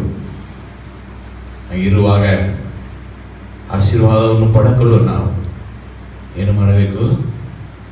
ದೇವರಿಗೆ ಕೊಡಬೇಕಾದರೂ ಘನಮಾನ ಮಹಿಮೆಯನ್ನು ದಿನ ಕೊಡಬೇಕು. ಹಲ್ಲೆಲೂಯಾ. ನಮ್ಮ ದೇವರು ನಮಗಾಗಿ ಪ್ರಾಣ ಕೊಟ್ಟಿದ್ದಾರೆ. ಹೌದು, ಅಬ್ರಹಾಮನಿಗೆ ದೇವರು ಯಾಕೆ ಇಷ್ಟೆಲ್ಲ ಡಿಸಿಪ್ಲಿನ್ ಅಲ್ಲಿ ಬೆಳೆಸಿದರು? ದ ಹಿಸ್ಟರಿ ಆಫ್ ಸ್ಯಾಲ್ವೇಷನ್, ಈ ಬೈಬಲ್ ಅನ್ನು ನೀವು ಧ್ಯಾನಿಸುವಾಗ ನಿಮಗೆ ಆ ರಕ್ಷಣೆ ಚರಿತ್ರ ಇತಿಹಾಸ ಗೊತ್ತಿರಬೇಕು. ಮನುಷ್ಯ ಪಾಪ ಮಾಡಿದ್ರಿಂದ, ಆದಾಮನು ಅವಳು ಪಾಪ ಮಾಡಿದ್ರಿಂದ ದೇವರು ಇಡೀ ಲೋಕವನ್ನು ರಕ್ಷಿಸಬೇಕು. ಅದಕ್ಕೋಸ್ಕರ, ಯಾಕೆಂದ್ರೆ ಅವರ ಸಂತಾನಗಳಿಗೆ ದೇವರು ಯಾರನ್ನೇ ಗೊತ್ತಾಗೋದಿಲ್ಲ, ಅವ್ರಿಗೆ ಒಳ್ಳೇದು ಕೆಟ್ಟದ್ದು ಗೊತ್ತಾ ಇತ್ತು. ಅವರು ಅವರಾಗಿ ತಾನಾಗಿ ಬದುಕೊಳ್ಳುವರು. ಆವಾಗ ಸೃಷ್ಟಿ ಮಾಡಿದವನು ಯಾರು, ಮನುಷ್ಯನ ಮಾಡಿದ ತಪ್ಪು ಏನು, ಯಾಕೆ ಮರಣ ಬಂದಿತ್ತು, ಮರಣದ ನಂತರ ಏನಾಗುತ್ತದೆ ಎಲ್ಲ ತಿಳಿಸಬೇಕಾದ್ರೆ ದೇವರು ಒಬ್ಬ ಮನುಷ್ಯನನ್ನು ಆರಿಸಿಕೊಂಡು ಅವನಿಗೆ ವಿಧೇಯತೆಯನ್ನು ಹೇಳಿಕೊಟ್ಟು ಅವನನ್ನು ನೀತಿವಂತನಾಗಿ ನಿಲ್ಲಿಸಿ ಅವನ ಮುಖಾಂತರ ದೇವರು ಯಾರೆಂದು ಇಡೀ ಲೋಕಕ್ಕೆ ತೋರ್ಪಡಿಸಿದವರಾಗಿದ್ದರು. ಹಲ್ಲೆಲೂಯಾ. ಪರ್ಟಿಕ್ಯುಲರಿಸಮ್ ಟು ಯೂನಿವರ್ಸಲಿಸಮ್ ಅಂತ ಹೇಳ್ತಾರೆ. ಹಲ್ಲೆಲೂಯಾ. ದೇವರು ಆರಿಸಿಕೊಂಡಿದ್ದಾರೆ. ಸೇತನ್ನು ಆರಿಸಿಕೊಂಡ್ರು, ನೋಹನನ್ನು ಆರಿಸಿಕೊಂಡ್ರು, ಅಬ್ರಹಾಮನನ್ನು ಆರಿಸಿಕೊಂಡ್ರು, ಈಸಾಕನು, ಯಾಕೋಬನು, ಯೋಸೇಫನು, ಇಸ್ರೇಲ್ ಜನರು.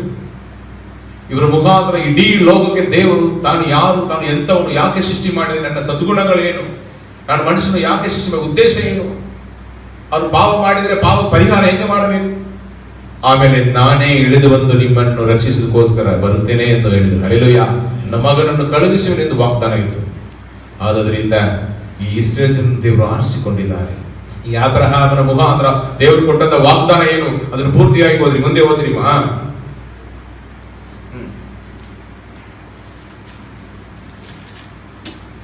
ಅಬ್ರಹಾಮ ಕಣ್ಣೆತ್ತಿ ನೋಡುವಾಗ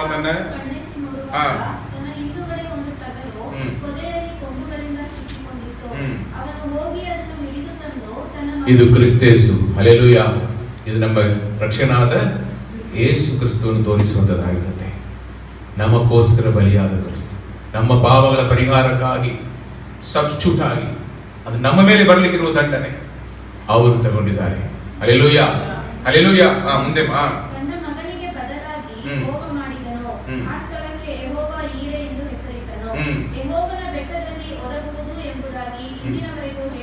ಬೆಟ್ಟದ ಮೇಲೆ, ಗೋಲ್ಗೊಥಾ ಬೆಟ್ಟದ ಮೇಲೆ ಕ್ರಿಸ್ತೇಸು ನಮಗಾಗಿ ಬಲಿಯಾದರು. ಹಲ್ಲೆಲೂಯಾ. ಅವರು ಒಬ್ಬ ತಂದೆ ಕೂಡ ಆ ಒಂದು ಕಷ್ಟವನ್ನು ಕೊಟ್ಟಿಲ್ಲ. ಬಟ್ ತಂದೆಯಾದ ದೇವರು ನಮ್ಮ ಮೇಲೆ ಎಷ್ಟು ಪ್ರೀತಿ ಇಟ್ಟರು ಗೊತ್ತಾ? ತನ್ನ ಒಬ್ಬನೇ ಮಗನನ್ನು ಶಿಲುಬೆಯಲ್ಲಿ ಬಲಿಯಾಗಿ ಕೊಟ್ಟರು. ನಿಜವಾದ ಪ್ರೀತಿ, ಅದೇ ಅರ್ಪಣೆ. ನಾವು ತಂದೆಯಾಗಿರುವ ನಾವು ಕೂಡ ನಮ್ಮ ಕುಟುಂಬವನ್ನು, ನಮ್ಮ ಮಕ್ಕಳನ್ನು ನಾವು ದೇವರ ಪಾದದಲ್ಲಿ ಅರ್ಪಿಸಬೇಕು, ಒಪ್ಪಿಸಿಕೊಡಬೇಕು.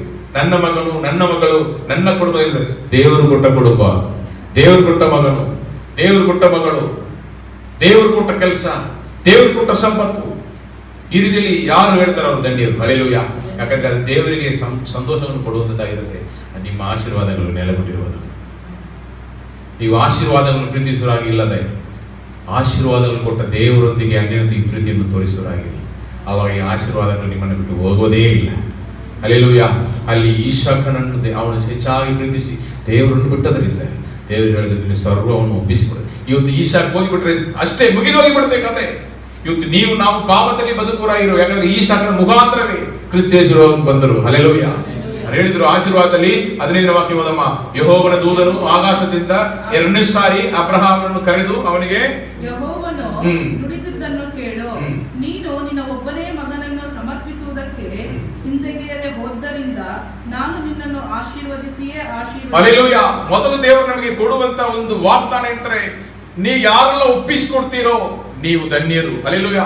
ನಿಮಗೆ ಮೊದಲು ದೇವರು ಆಶೀರ್ವಾದವನ್ನು ವಾಗ್ದಾನವನ್ನು ನೀಡುತ್ತಾರೆ. ಹಲ್ಲೆಲೂಯಾ. ಶರೀರ ಪ್ರಕಾರವಾದ ಆಶೀರ್ವಾದಗಳು, ಆತ್ಮೀಕ ಆಶೀರ್ವಾದಗಳು, ನಿಮಗೆ ಎಲ್ಲಾ ಬೇಕಾದ ಎಲ್ಲ ಅಗತ್ಯತೆಗಳನ್ನು ದೇವರು ಪೂರೈಸುವರು. ಹಲ್ಲೆಲೂಯಾ. ನೀವು ಒಪ್ಪಿಸಿಕೊಳ್ಳುವಾಗ ಮಧ್ಯದಲ್ಲಿ ತಡೆಯಾಗಿ ಏನು ಬರಬಾರದು. ಪಾಪಗಳು ಇಲ್ಲ, ಯಾವ ಮನುಷ್ಯನೋ ಯಾರನ್ನು ದೇವರಿಗೆ ಹೆಚ್ಚಾಗಿ ಪ್ರೀತಿಸಬಾರದು. ಮೊದಲು ದೇವರನ್ನು ನೀವು ಪ್ರೀತಿಸಿರಿ. ಹಲ್ಲೆಲೂಯಾ. ನೀವು ದೇವರಲ್ಲಿ ಇದರನ್ನು ಪ್ರೀತಿಸಿರಿ. ಹಲ್ಲೆಲೂಯಾ. ಕ್ರಿಸ್ತ ಯೇಸುವಿನಲ್ಲಿ ನೀವು ಇದರನ್ನು ಪ್ರೀತಿಸುವರಾಗಿರಬೇಕು. ದೇವರಿಗಿಂತ ಹೆಚ್ಚಾಗಿ ನೀವು ಯಾರನ್ನು ಪ್ರೀತಿಸರೆ ದೇವರು ಒಪ್ಪಲ್ಲ. ಹಲ್ಲೆಲೂಯಾ. ಅರ್ಥ ಮಾಡಿಕೊಳ್ಳರಿ. ನೀವು ನಿಮ್ಮ ಸರ್ವವನ್ನು ನೀವು ದೇವರಿಗೆ ಒಪ್ಪಿಸಿಕೊಡಬೇಕು. ಎಲ್ಲ ದೇವರು ಕೊಟ್ಟಿರುವ ಆಶೀರ್ವಾದಗಳು. ಮೊದಲನೇದಾಗಿ ನೀವು ಒಪ್ಪಿಸಿಕೊಡುವಾಗಲೇ ನಿಮಗೆ ಆಶೀರ್ವಾದ ಉಂಟಾಗುತ್ತದೆ. ಆಮೇಲೆ ನಿನ್ನ ಸಂತತಿಯನ್ನು ಹೆಚ್ಚಿಸುವೆನು. ನಿಮ್ಮ ಸಂತತಿಯನ್ನು ಹೆಚ್ಚಿಸುವರು. ಅದನ್ನು ಆಕಾಶದ ನಕ್ಷತ್ರಗಳಂತೆಯೂ ಸಮುದ್ರ ತೀರದಲ್ಲಿರುವ ಉಸುಬಿನಂತೆಯೂ ಅಸಂಖ್ಯವಾಗಿ ಮಾಡುವೆನು. ಅವರು ಶತ್ರುಗಳ ಪಟ್ಟಣಗಳನ್ನು ಸ್ವಾಧೀನಪಡಿಸಿಕೊಳ್ಳುವರು. ಆಮೆನ್. ನೀನು ನನ್ನ ಮಾತನ್ನು ಕೇಳಿದ್ದರಿಂದ ಭೂಮಿಯ ಎಲ್ಲಾ ಜನಾಂಗಗಳಿಗೂ ನಿನ್ನ ಸಂತತಿಯ ಮೂಲಕ ಆಶೀರ್ವಾದ. ನಿನ್ನ ಸಂತತಿಯ ಮೂಲಕ ಆಶೀರ್ವಾದ. ಅದು ಯಾರು? ಗಲಾತ್ಯದವರಿಗೆ ಪೌಲನು ಬರೆಯುವಾಗ ಹೇಳ್ತಾರೆ, ನಿಮ್ಮ ಸಂತತಿ ಎಂದು ಹೇಳಿದ್ದು ಕ್ರಿಸ್ತ ಯೇಸು ಬಗ್ಗೆ. ಹಲ್ಲೆಲೂಯಾ. ನಿನ್ನ ಸಂತತಿಯ ಮುಖಾಂತರ ಇಡೀ ಲೋಕ ರಕ್ಷಣೆ ಹೊಂದುವುದು. ಹಲ್ಲೆಲೂಯಾ. ಇಡೀ ಲೋಕವು ರಕ್ಷಣೆ ಹೊಂದಬೇಕು. ನಮ್ಮ ಕುಟುಂಬ ರಕ್ಷಣೆ ಹೊಂದಬೇಕು. ನಮ್ಮ ಕುಟುಂಬ ಆಶೀರ್ವಾದಕರವಾಗಿ ಇರಬೇಕು ಎಂದು ನೀವು ಬಯಸುವುದಾದರೆ ನೀವು ನಿಮ್ಮನ್ನು ಸಂಪೂರ್ಣವಾಗಿ ಒಪ್ಪಿಸಿಕೊಳ್ಳಬೇಕು. ಇದು ತಂದೆಯ ಸ್ವಭಾವ. ಹಲ್ಲೆಲೂಯಾ. ಇದು ತಂದೆಯ ಸ್ವಭಾವ. ಇದು ಬರೀ ತಂದೆ ಇದ್ದರೆ ಮಾತ್ರ ಮಾಡಿ ಅಂತ ಹೇಳ್ತಾ ಇಲ್ಲ. ಕುಟುಂಬದಲ್ಲಿರುವ ಎಲ್ಲರೂ ಮಾಡಿರಿ. ಹಲ್ಲೆಲೂಯಾ. ನಿಮ್ಮ ಮಕ್ಕಳನ್ನು, ನಿಮ್ಮ ಕುಟುಂಬವನ್ನು, ನಿಮ್ಮ ಕೆಲಸವನ್ನು, ನಿಮ್ಮ ಸೊತ್ತನ್ನು, ನಿಮಗಿರುವ ಎಲ್ಲವನ್ನು ನೀವು ದೇವರಿಗೆ ಒಪ್ಪಿಸಿಕೊಳ್ಳಿ. ನಿಮಗೂ ದೇವರಿಗೂ ಮಧ್ಯೆ ಯಾವುದು ವಿಷಯವೂ ತಡೆಯಾಗಿ ಬರಬಾರದು. ನಿಮ್ಮ ಪ್ರಾರ್ಥನೆ ವಿಷಯಗಳಿಗೆ ಏನು ತಡೆಯಾಗಿದೆ? ನೀವು ಪಾಪದಲ್ಲಿ ಬಿತ್ತಿರ್ತೀರಾ, ಪಾಪವನ್ನು ತ್ಯಜಿಸಿಬಿಡಿ. ಅದು ಬೇಡ. ಯಾರಾದರೂ ಮನುಷ್ಯರು ನೀವು ಪ್ರಾರ್ಥನೆ ಮಾಡೋದು ತಡೆಯಾಗಿದ್ದಾರೆ, ಅವರು ಬೇಡ. ನಿಮ್ಮ ಸ್ನೇಹಿತರು ಯಾರಾಗಿರಬೇಕು? ನಿಮ್ಮ ಜೊತೆಗಾರರು ಯಾರಾಗಿರಬೇಕು? ನಿಮ್ಮೊಂದಿಗೆ ಪ್ರಾರ್ಥನೆ ಮಾಡಿ ಸತ್ಯವೇದವನ್ನು ಧ್ಯಾನಿಸಿ ದೇವರೊಂದಿಗೆ ನಡೆಯುವರಾಗಿ ಇರುವವರೇ ನಿಮಗೆ ಒಳ್ಳೆ ಸ್ನೇಹಿತರಾಗಿರಬೇಕು. ಅವರೇ ಒಳ್ಳೆ ಸ್ನೇಹಿತರು, ಆತ್ಮೀಯ ಸ್ನೇಹಿತರು. ಅವರು ಕಷ್ಟಕಾಲದಲ್ಲಿ ನಿಮ್ಮ ಜೊತೆಯಲ್ಲಿ ನಿಲ್ಲುವರು, ನಿಮಗೆ ವಾಕ್ಯಗಳ ಮುಖಾಂತರ ಪ್ರೋತ್ಸಾಹಿಸುವರು, ವಿಶ್ವಾಸವನ್ನು ನಿಮ್ಮಲ್ಲಿ ದೃಢಪಡಿಸುವರು, ನಿಮಗೆ ಸಹಾಯ ಬರುವ ಓಡಿ ಬರುವರು. ಅವರು ಯಾರು ಹೇಳಿದರೆ ನಿಮ್ಮ ಜೊತೆಯಲ್ಲಿ ಪ್ರಾರ್ಥಿಸುವವರು, ನಿಮ್ಮ ಜೊತೆಯಲ್ಲಿ ಸತ್ಯವೇದವನ್ನು ಧ್ಯಾನಿಸುವವರು. ಹಲ್ಲೆಲೂಯಾ. ಅಂಥವ್ರು ನೀವು ಸ್ನೇಹಿತರಾಗಿ ಇಟ್ಟುಕೊಳ್ಳಬೇಕು. ಮಿಕ್ಕವರನ್ನು ಈ ಲೋಕದಲ್ಲಿ ಇರೋರು ಸ್ನೇಹಿತರಾಗಿಟ್ಟರೆ ಅವರ ದಾರಿಯಲ್ಲಿ ಅವ್ರ ರೀತಿಯಲ್ಲಿ ನಿಮ್ಮನ್ನು ಕರ್ಕೊಂಡು ಹೋಗುವರು. ಅವರಿಗೆ ಲೋಕದ ವಿಷಯಗಳು, ಪ್ರಾಪಂಚಿಕ ವಿಷಯಗಳ ಮೇಲೆ ಅವರಿಗೆ ಗಮನ ಇರುತ್ತೆ. ಅವರಿಗೆ ಸಿನಿಮಾ ನೋಡಬೇಕು, ಸಂಡೆ ಬಂದರೆ ಮದುವೆಗಳಲ್ಲಿ ಹೋಗಿ ಕೂತಿರಬೇಕು. ಒಂದೊಂದು ಕಾರ್ಯವು ಅವರಿಗೆ ಲೋಕದ ರೀತಿಯಲ್ಲಿ ಇರುತ್ತೆ. ನಮಗೆ ವಿಶ್ರಾಂತಿ ದಿವಸ ಬಹಳ ಪ್ರಾಮುಖ್ಯವಾದ್ದು. ಈ ದಿವಸ ಇಲ್ಲದೆ ಒಂದು ವಾರದಲ್ಲಿ ನಮಗೆ ಜಯವೇ ಸಿಗೋದಿಲ್ಲ. ಹಲ್ಲೆಲೂಯಾ. ಯಾಕೆ 6 ದಿವಸಗಳನ್ನು ದೇವರು ಸೃಷ್ಟಿ ಮಾಡಿ 7 ದಿವಸ ವಿಶ್ರಾಂತಿ ದಿವಸವಾಗಿ ಅವರು ನೇಮಿಸಿದ ನೋಡಿದರೆ ದೇವರು ವಿಶ್ರಾಂತಿ ತಗೊಳ್ತಾರ? ಇಲ್ಲ. ಅವರು ದೇವರು ಸೃಷ್ಟಿ ಮಾಡಿದ ಆ ಸೃಷ್ಟಿಯಾಗಿರುವ ಆ ಜನರೊಂದಿಗೆ ಅನ್ಯೋನ್ಯತೆಯಲ್ಲಿ ಇರಬೇಕು. 6 ದಿವಸಗಳು ಕೆಲಸ ಮಾಡೋನು, 7ನೇ ದಿವಸ ಕೃತಜ್ಞತೆಯುಳ್ಳವನಾಗಿ ನನ್ನ ಪಾದದಲ್ಲಿ ಬಂದು ನನ್ನೊಂದಿಗೆ ಅನ್ಯೋನ್ಯತೆಯಲ್ಲಿ ಬಂದು ಬಲವನ್ನು ಹೊಂದಿಕೊಂಡು ದೇವರೇ ಎಲ್ಲವನ್ನು ಮಾಡ್ತಾರೆ ಅಂತ ಅವನಿಗೆ ರಿಮೈಂಡರ್ ಕೊಡ್ತಾ ಇರುವುದು. ಹಲ್ಲೆಲೂಯಾ. 6ನೇ ದಿವಸ ಅವನು ಕೆಲಸ ಮಾಡಿಬಿಟ್ಟು 7ನೇ ದಿವಸ ರಜಾ ಕೊಡಲೇಬೇಕು. Scientifically, physically, spiritually it's good for the human being. Hallelujah. ಅದನ್ನು ಅರ್ಥ ಮಾಡಿಕೊಳ್ಳಬೇಕು. ದೇವರು ಎಷ್ಟು ಒಳ್ಳೆಯವರು. ಹಳೆ ನಿಯಮದಲ್ಲಿ 430 ವರ್ಷ ದಾಸೋಹದಲ್ಲಿದ್ದ ಜನರಿಗೆ ವಿಶ್ರಾಂತಿ ದಿವಸ ಒಂದು ಇಲ್ಲ, ವಿಶ್ರಾಂತಿ ದಿವಸವೇ ಇಲ್ಲ. ಅವರಿಗೆ ಗಂಜು ಕೊಟ್ಟರು. ಹೆಂಗ್ಯಾವ್ದು ಆ ಗಂಡಸರೆಲ್ಲ ಸಾಗಬೇಕಂದು ಅವರಿಗೆ ಸರಿಯಾಗಿ ಅವ್ರಿಗೆ ಯಾವುದು ಆರೋಗ್ಯ ಸಿಗಬಾರದು, ಸತ್ತೋಗಬೇಕೆಂದು. ಯಾಕಂದ್ರೆ ಈ ಜನಾಂಗದವರು ನಾಶವಾಗಿ ಹೋಗ್ಬೇಕೆಂದು ಫರೋನ ರೀತಿಯಲ್ಲಿ ಮಾಡಿದನು. ದೇವರವರನ್ನು ಬಿಡುಗಡೆ ಮಾಡಿ ಕರ್ಕೊಂಡು ಬರುವಾಗ 6ನೇ ದಿವಸ ಮುಗಿದ ಮೇಲೆ 7ನೇ ದಿವಸ ವಿಶ್ರಾಂತಿ ಕೊಟ್ಟರು. ಹಲ್ಲೆಲೂಯ. ಸುಮ್ಮನೆ ಅಲ್ಲರಿ, ಆ 6ನೇ ದಿವಸ ಇಮ್ಮಡಿ ಆಶೀರ್ವಾದ. ಹೆಂಗೆ? ಆಕಾಶದಿಂದ ಬೀಳುವ ಮನ್ನಾ 2ರಷ್ಟು ಸಿಕ್ಕಿತು. ಮಿಕ್ಕ ದಿವಸಗಳಲ್ಲಿ ಅವ್ರಿಗೆ 2 ದಿವಸಗಳು ಇಟ್ಟರೆ ಅದು ಕೆಟ್ಟೋಗ್ಬಿಡುತ್ತೆ. ಬಟ್ ಆ ದಿವಸದಲ್ಲಿ ವಿಶ್ರಾಂತಿ ದಿವಸ ಬರೋಕ್ ಮುಂಚೆ ಸಿಕ್ಕುವ ಆ ಒಂದು ಮನ್ನವನ್ನು ನೀವು ಇಟ್ಕೊಂಡ್ರೆ ಅದು ಕೆಟ್ಟು ಹೋಗೋದೇ ಇಲ್ಲ. ಅರ್ಥವಾಯ್ತಾ? ಡಬಲ್ ಸ್ಯಾಲರಿ ಕೊಟ್ಟಿದ್ದಾರೆ. ಆ ರೀತಿಯಲ್ಲಿ ನಾವು ಸಂಡೇ ಹೋಗಿ ಕೆಲಸಕ್ಕೆ ಹೋಗ್ತೀವಿ, ಸಂಡೇ ಹೋಗಿ ಎಲ್ಲ ಪ್ರೋಗ್ರಾಮ್ ಇಟ್ಕೊಳ್ತೇವೆ. That is abominable in the eyes of God. ಅಸಂಖ್ಯವಾದ ಕಾರ್ಯ. ದೇವರ ಆ ಒಂದು ಒಡೆಯನಾಗಿರುವವನ ಅಧಿಕಾರದ ಕೆಳಗಡೆ ನಾನು ಬರಲ್ಲ, ನಾನು ನನ್ನ ಇಷ್ಟ ಪ್ರಕಾರ ಮಾಡಿದ್ದು, ನೀ ಏನು ನಾ ಯಾಕೆ ಅಲ್ಲಿ ಹೋಗಬೇಕು, ಅವ್ರ ನನಗೆ ಏನು ಮಾಡಿದ್ರೆ ಅಂತ ಕೃತಜ್ಞತೆ ಇಲ್ಲದ ಹೃದಯವನ್ನು ಅದು ತೋರಿಸುವಂಥದ್ದಾಗಿರುತ್ತೆ. ಕಟ್ಟಲೆಯನ್ನು ಮೀರಿ ನಡೆಯೋದು ಪಾಪ. ಅದರಿಂದ ನಾನು ಹೇಳ್ತೇನೆ, ವಿಶ್ರಾಂತಿ ದಿವಸ ದೇವರದು, ಯಾರು ಬಿಟ್ಟು ಬಿಡಬಾರದು. Hallelujah, hallelujah. ಅಷ್ಟು ಒಳ್ಳೆಯ ದೇವರವರು, ಒಳ್ಳೆಯ ತಂದೆ, ಈ ಚಂದ್ರ ಮೇಲೆ ಕಣ್ಣಿಗರ ಇಟ್ಟಿರುವ ದೇವರು. ಆದ್ರೆ ನೀವು ನೋಡಿದ್ರೆ ಅವರು ಸಾಮಾನ್ಯವಾಗಿ ಅಲ್ಲ, ತನ್ನ ಮಗನನ್ನೇ ಕಳುಹಿಸಿದರು. ಅಬ್ರಹಾಮನು ಮಾಡಿದ ಸಾಮಾನ್ಯವಾದ ಕಾರ್ಯ ಅಲ್ಲ, ತನ್ನ ಮಗನನ್ನು ಅವನು ಒಪ್ಪಿಸಿಕೊಟ್ಟದ್ರಿಂದ ಇವತ್ತು ನೀವು ನಾವು ರಕ್ಷಣೆ ಹೊಂದಿ ಬದುಕುತ್ತೇವೆ. ಅವನು ಸಾಯಿಸಲಿಲ್ಲ, ಒಪ್ಪಿಸಿಕೊಟ್ಟನು. ಹಲ್ಲೆಲೂಯ. ಅವನು ಅಲ್ಲಿ ನೋಡಿದರೆ ದೇವರಿಗೆ ಸ್ವಂತ, ನನ್ನ ಮಗನು ದೇವರಿಗೆ ಸ್ವಂತ, ನಾನು ದೇವರಿಗೆ ಸ್ವಂತ, ನನ್ನ ಕುಟುಂಬ ದೇವರಿಗೆ ಅಂತ ಅವನು ಒಪ್ಪಿಸಿಕೊಡುವಾಗ ದೇವರು ಮೊದಲನೇದಾಗಿ ಕೊಟ್ಟ ವಾಗ್ದಾನ, ನಾನು ನಿನ್ನ ಆಶೀರ್ವದಿಸುವೆನು, ನಾನು ನಿನ್ನನ್ನು ಹೆಚ್ಚಿಸುವೆನು. ಹಲ್ಲೆಲೂಯ. ನಾನು ನಿನ್ನನ್ನು ಹೆಚ್ಚಿಸುವೆನು. ನೀನು ಆಶೀರ್ವಾದ ಹೊಂದಿವಿ, ಇನ್ನು ಆಶೀರ್ವಾದ ನಿಧಿಯಾಗುವಿ, ಇನ್ನು ಅನೇಕರಿಗೆ ಆಶೀರ್ವಾದ ನಿಧಿಯಾಗುವಿ. ನಿನ್ನ ಮುಖಾಂತರ ಅನೇಕರಿಗೆ ಆಶೀರ್ವಾದ ಉಂಟಾಗುವುದು. ನೀವು ಕೆಲಸ ಮಾಡುವ ಸ್ಥಳದಲ್ಲಿ, ನಿಮ್ಮ ಮನೆಗಳಲ್ಲಿ, ನಿಮ್ಮ ಕುಟುಂಬದಲ್ಲಿ ಇರುವ ಸಂಬಂಧಿಗಳು ಎಲ್ಲರೂ ಆಶೀರ್ವಾದ ಹೊಂದುವರು, ರಕ್ಷಣೆ ಹೊಂದುವರು. ಬೇಡವಾ? ಹಂಗೆ ನೀವು ಇರಬೇಕಾದ ಆಸೆ ಬೇಡಲ್ವಾ? ನಿಮ್ಮನ್ನು ಹುಡುಕಿ ಬರಬೇಕು ಜನರು, ಇವರ ಹತ್ರ ದೇವರಿದ್ದಾರೆ ಎಂದು. ಹಲ್ಲೆಲೂಯ. ಆ ರೀತಿಯಲ್ಲಿ ಅಬ್ರಹಾಮನು ದೇವರು ಆಶೀರ್ವದಿಸಿ ಒಳ್ಳೆಯ ತಂದೆಯಾಗಿದ್ದನು. ಬೈಬಲಲ್ಲಿ ಇದ್ದ ತಂದೆಗಳೆಲ್ಲ ಹಂಗೇನೆ. ನೋಹನು ಕುಟುಂಬ ರಕ್ಷಣೆಗೋಸ್ಕರ ನಾವೆಯನ್ನು ಕಟ್ಟಿದವನು. ಅವರಿಗೆಲ್ಲ ಹೇಳಿಕೊಟ್ಟು ಅವ್ರನ್ನ ನಾವಿಲ್ಲಿ ತಂದು, ಭಯಂಕರವಾದ ಮಳೆ ಬಂತು, ಜಲಪ್ರವಾಹ ಬಂತು, ಎಲ್ಲರೂ ನಾಶಿಸಿ ಹೋಗುವಾಗ ತನ್ನ ಕುಟುಂಬವನ್ನು ರಕ್ಷಣೆ ದಾರಿಯಲ್ಲಿ ನಡೆಸಿದವನು ನೋಹನು, ಒಳ್ಳೆಯ ತಂದೆ. ಹಲ್ಲೆಲೂಯ. ತನ್ನ ಮಕ್ಕಳಿಗಾಗಿ ಪ್ರಾರ್ಥಿಸಿದವನು ಯೋಬನು. ಏನಾದರೂ ಪಾಪ ಮಾಡಿರುತ್ತಾರೆ, ಬಲಿಗಳನ್ನು ಕೊಟ್ಟು ಅವರನ್ನು ಸರಿದಾರಿಯಲ್ಲಿ ನಡೆಸಿದವನು ಯೋಬನು. ಇದರಲ್ಲಿ ಎಷ್ಟೋ ತಂದೆಗಳು ತನ್ನ ಮಗನನ್ನು ಅವನು ಸತ್ತೋದನು ಎಂದು, ಅದು ನಿಜವಾದ ಒಂದು ವಿಷಯ ಅಲ್ಲ. ಯಾಕೋಬನು ಯೋಸೇಫನನ್ನು ಸತ್ತೋದನು, ಮೃಗಗಳ ಕೈಯಲ್ಲಿ ಸತ್ತೋದನು ಎಂದು ಅವರು ಸುಳ್ಳು ಹೇಳಿದರು. ಆವಾಗ ಹೇಳ್ತಾನೆ, ಅಯ್ಯೋ ನನ್ನ ಮಗನು ಹೋಗಿಬಿಟ್ಟನಲ್ಲ, ಇವತ್ತು ನಾನು ಮಣ್ಣಿಗೆ ಸೇರುವೆನು. ನೊಂದುಕೊಂಡನು. ಅವನ ಮಗನನ್ನು ತಿರುಗ ಐಗುಪ್ತ ದೇಶದಲ್ಲಿ ಪ್ರಥಮ ಮಂತ್ರಿಯಾಗಿ ನೋಡುವಾಗ ಅವನು ಹೇಳ್ತಾನೆ, ಇದರಲ್ಲಿ ಇವತ್ತು ನನಗೆ ಜೀವನೇ ಬಂತು, ನಾನು ಆರಾಮಾಗಿ ಮಣ್ಣಿಗೆ ಸೇರುವೆನು ಅಂತ ಹೇಳ್ತಾನೆ. ಇಲ್ಲಿ ಒಂದು ಒಳ್ಳೆಯ ತಂದೆಗಳು. ಈ ಹೊಸ ನಿಮ್ಮಲ್ಲಿ ನೋಡಿದ್ರೆ ತನ್ನ ಮಗಳು ಸಾಯುವ ಪರಿಸ್ಥಿತಿಯಲ್ಲಿ ಇರುವಾಗ ಆ ಸಭಾಮಂದಿರದ ಅಧಿಕಾರಿ ಓಡಿ ಬಂದು, ಹೆಂಗ್ಯಾವುದು ನನ್ನ ಮಗುವನ್ನು ಕಾಪಾಡಿ ಎಂದು ಕರೆತಾನೆ. ಸತ್ತೋಗ್ಬಿಟ್ಟು ಹೇಳಿದ ಮೇಲೆ, ಗುರುವನ್ನು ತೊಂದರೆ ಮಾಡಬಾರದು ಹೇಳಿದ ಮೇಲೆ, ಕ್ರಿಸ್ತೇಸು ತಂದೆಗೆ ಇರುವ ಆ ಒಂದು ಮನಸ್ಸನ್ನು ನೋಡಿ ಅವನ ಜೊತೆಯಲ್ಲಿ ಹೋಗಿ ಆ ಮಗುವಿಗೆ ಜೀವನ ಕೊಟ್ಟಿದ್ದಾರೆ. ಇನ್ನೊಬ್ಬ ತಂದೆ ನೋಡಿದರೆ ಅವನ ಮಗನ ದೇವಕಾಟ, ಅವನನ್ನು ಸಾಯಿಸಬೇಕಂದ್ರೆ ಅವನು ಬೆಂಕಿಯಲ್ಲಿ ನೀರಲ್ಲಿ ಅವನನ್ನು ಬೀಳಿಸ್ತಾ ಇತ್ತು. ಅವನು ಬಂದು ಶಿಷ್ಯರ ಹತ್ರ ಹೇಳ್ತಾನೆ, ಅವ್ರಿಗೆ ಆಗಲ್ಲ. ಯೇಸು ಕರ್ತನು ಆ ತಂದೆ ಕಣ್ಣೀರನ್ನು ನೋಡಿ ಅವನಿಗೆ ವಿಶ್ವಾಸವನ್ನು ಬಲಪಡಿಸಿ ಆ ಮಗುವಿಗೆ ಬಿಡುಗಡೆ ಕೊಟ್ಟಿದ್ದರು. ಇದರಲ್ಲಿ ತಂದೆಯಾಗಿರುವ ನಿಮಗೆ ನಾನು ಹೇಳ್ತೇನೆ, ನಿಮ್ಮ ಸಮಸ್ಯೆಗಳಿಗೆ ನೀವು ಎಲ್ಲಿ ಓಡಿ ಹೋಗುತ್ತೀರಿ, ದೇವರ ಪಾದದಲ್ಲಿ ಪರಿಹಾರ ಉಂಟು. ನೀವು ಒಪ್ಪಿಸಿಕೊಡ್ರಿ, ಸುಮ್ಮನೆ ಬನ್ನಿರಿ ಎಂದು ನಾನು ಕರೆದಲ್ಲ, ಒಪ್ಪಿಸಿಕೊಡ್ರಿ ಸಂಪೂರ್ಣವಾಗಿ ನಿಮ್ಮನ್ನು, ನಿಮ್ಮ ಕುಟುಂಬವನ್ನು. ಈ ತಂದೆ ಹೇಗೆ ಮಾಡಿದರು, ನಮಗೆ ಮೊದಲು ರೋಲ್ ಮಾಡಲಾಗಿರುವ ತಂದೆಯಾದ ದೇವರು, ಅವರು ತನ್ನ ಸ್ವಂತ ಮಗನನ್ನೇ ಒಪ್ಪಿಸಿಕೊಡುತ್ತಾರೆ. ಇಡೀ ಲೋಕಕ್ಕೆ ಆಶೀರ್ವಾದ.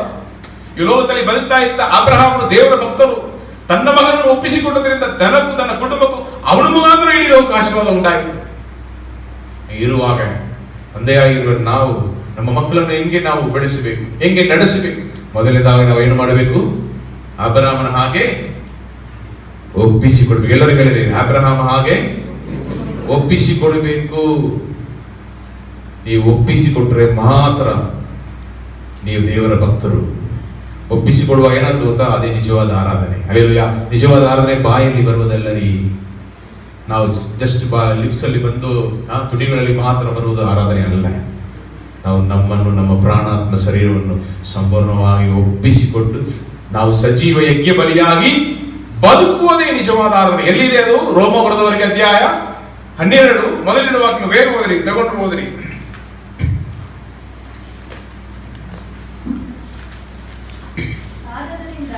ಸಹೋದರರೇ, ದೇವರ ಕನಿಕರವನ್ನು ನಿಮ್ಮ ನೆನಪಿಗೆ ತಂದು ನಿಮ್ಮನ್ನು ಬೇಡಿಕೊಳ್ಳುವುದೇನೆಂದರೆ, ನೀವು ನಿಮ್ಮ ನಿಮ್ಮ ದೇಹಗಳನ್ನು ದೇವರಿಗೆ ಮೀಸಲಾಗಿಯೂ ಮೆಚ್ಚುಗೆಯಾಗಿಯೂ ಇರುವ ಸಜೀವ ಯಜ್ಞವಾಗಿ ಅರ್ಪಿಸಿರಿ. ಇದೇ ನಿಮ್ಮ ವಿವೇಕಪೂರ್ವಕವಾದ ಆರಾಧನೆಯು. ಇದೇ ನಿಮ್ಮ ವಿವೇಕಪೂರ್ವವಾದ ಏನು? ಆರಾಧನೆ. ಹಲ್ಲೆಲೂಯಾ.